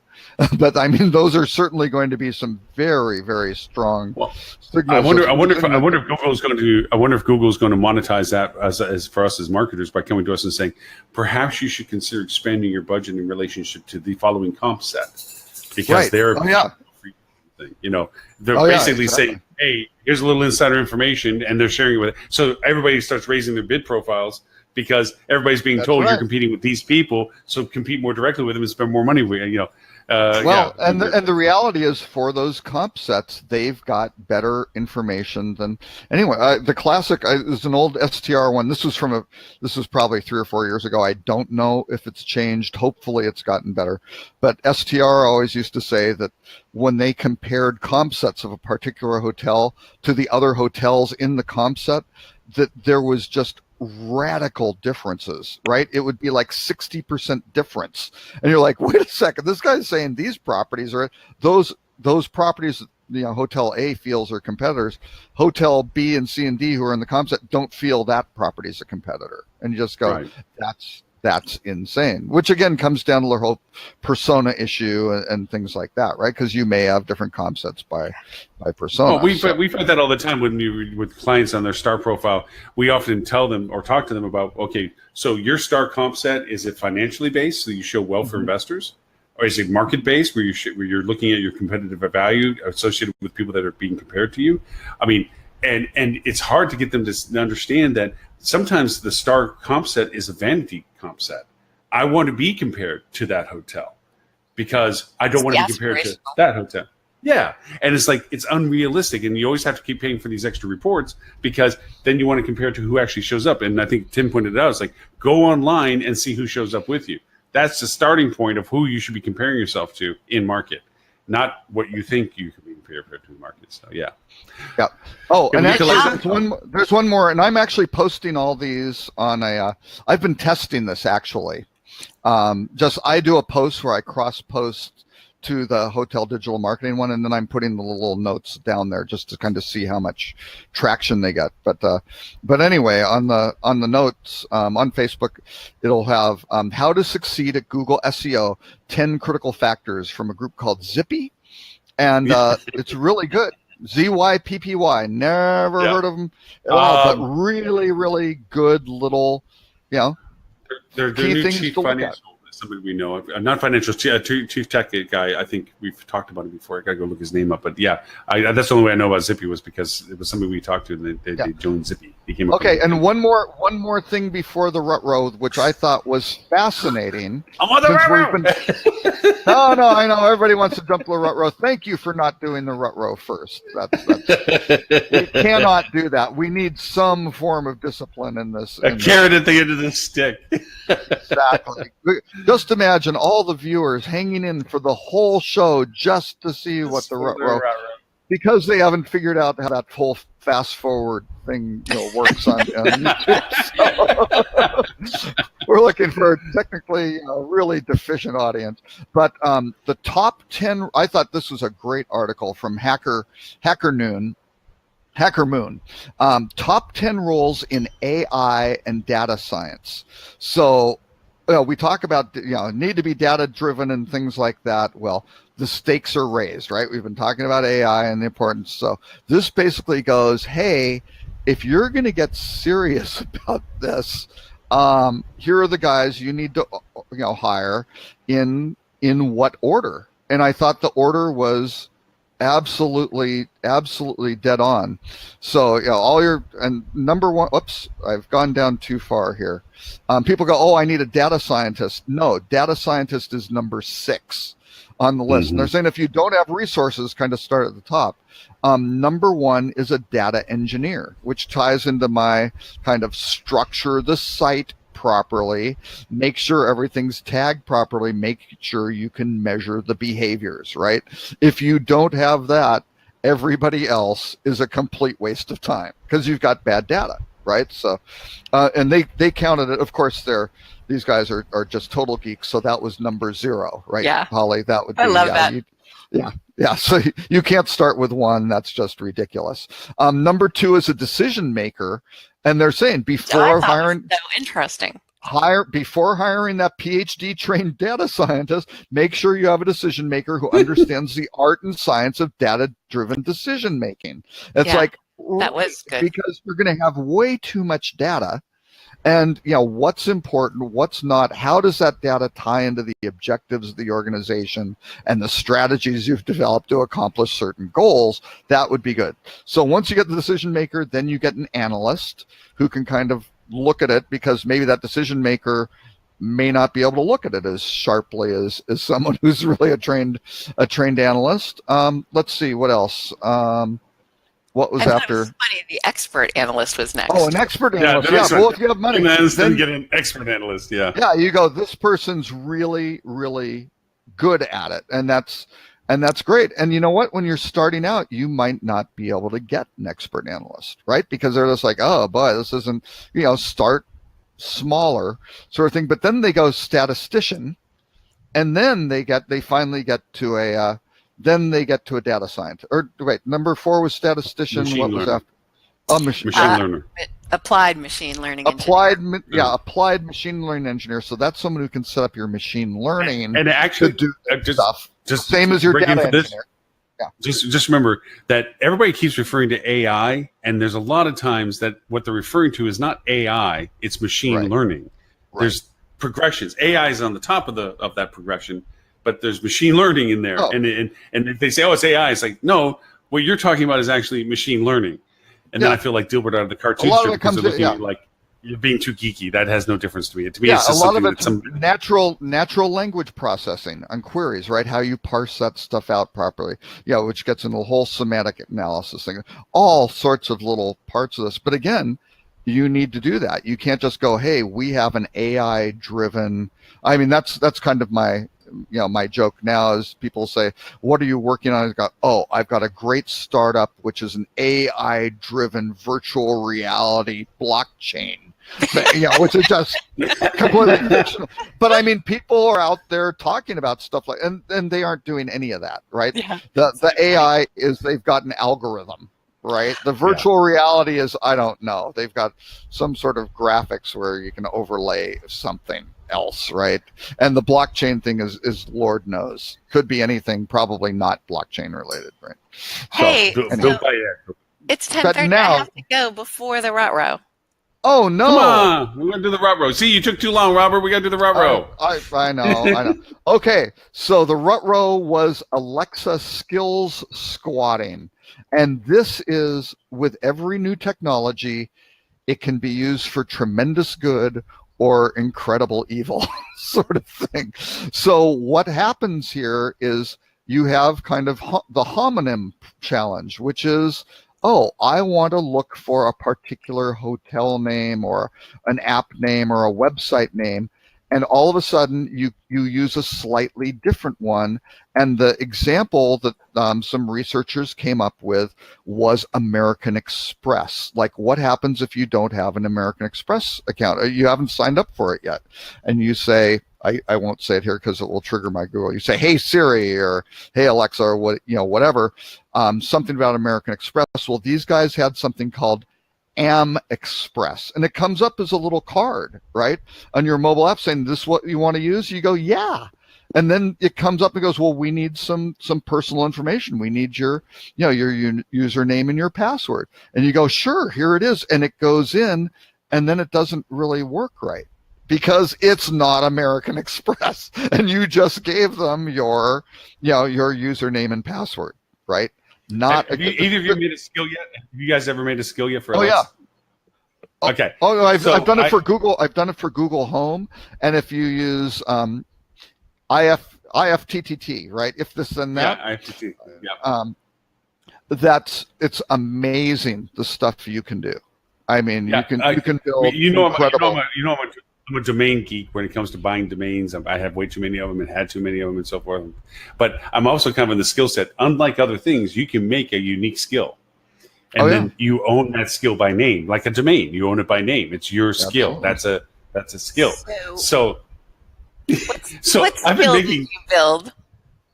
It's kind of a tourism skill for one of my markets. That is to discover what you want them to discover in your market. It's to discover what to do in New York.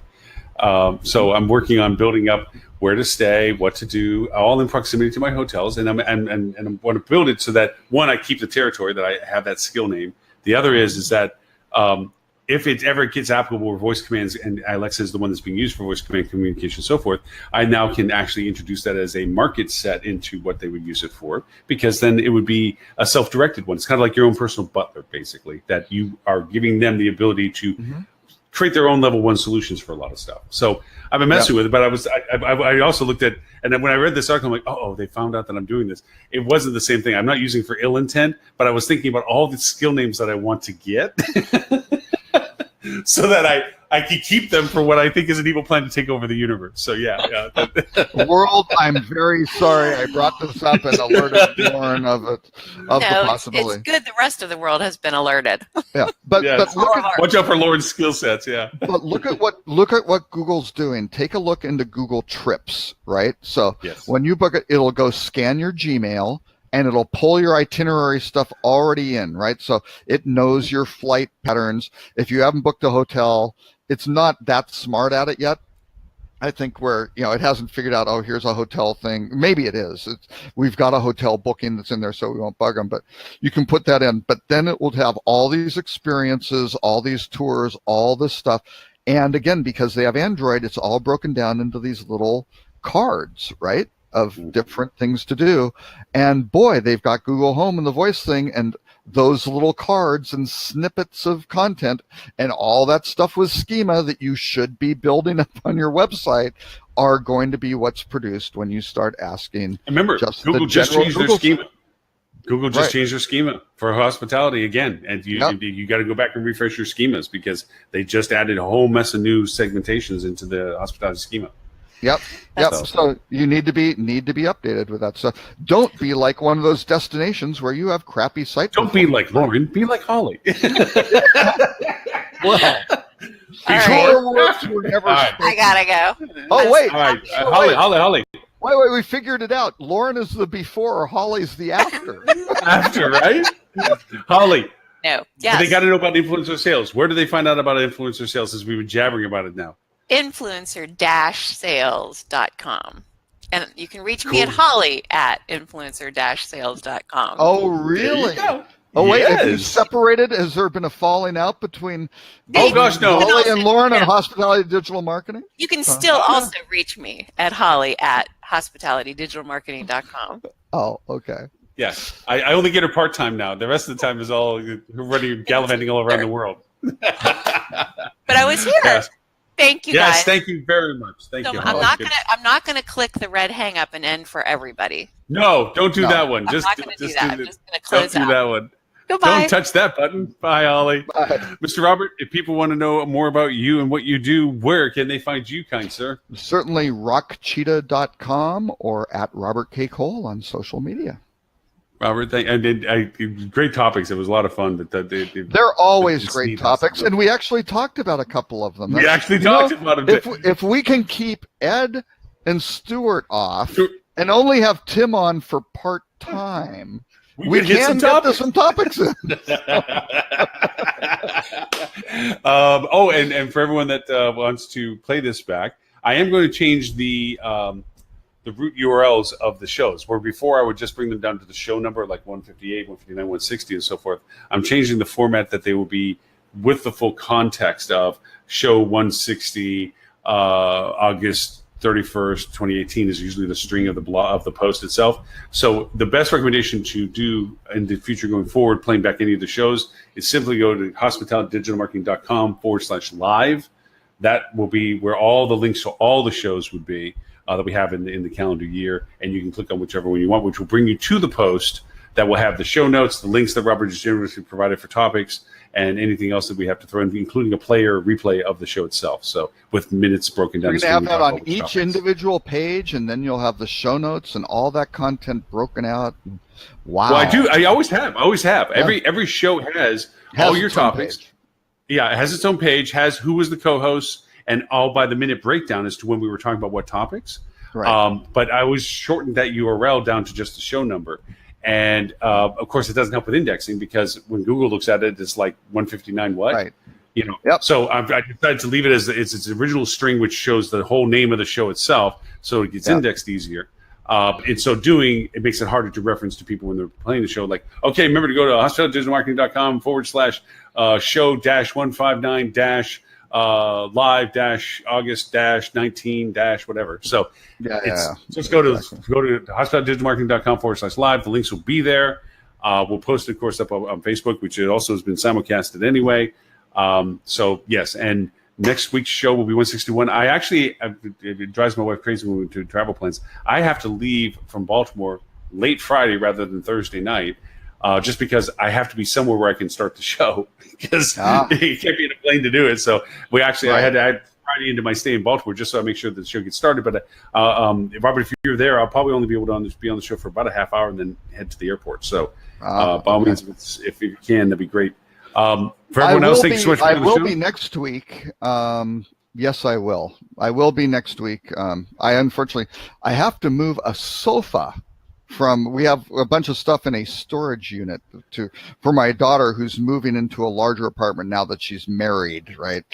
So we're moving a bunch of stuff, getting the moving truck and moving some stuff down there. But you're pretty much an experienced moving truck driver. I don't think there's any problem with that. You've already come up with an excuse why you can't help me move. I was going to have you fly into Dallas and just help me with the sofa. Yeah.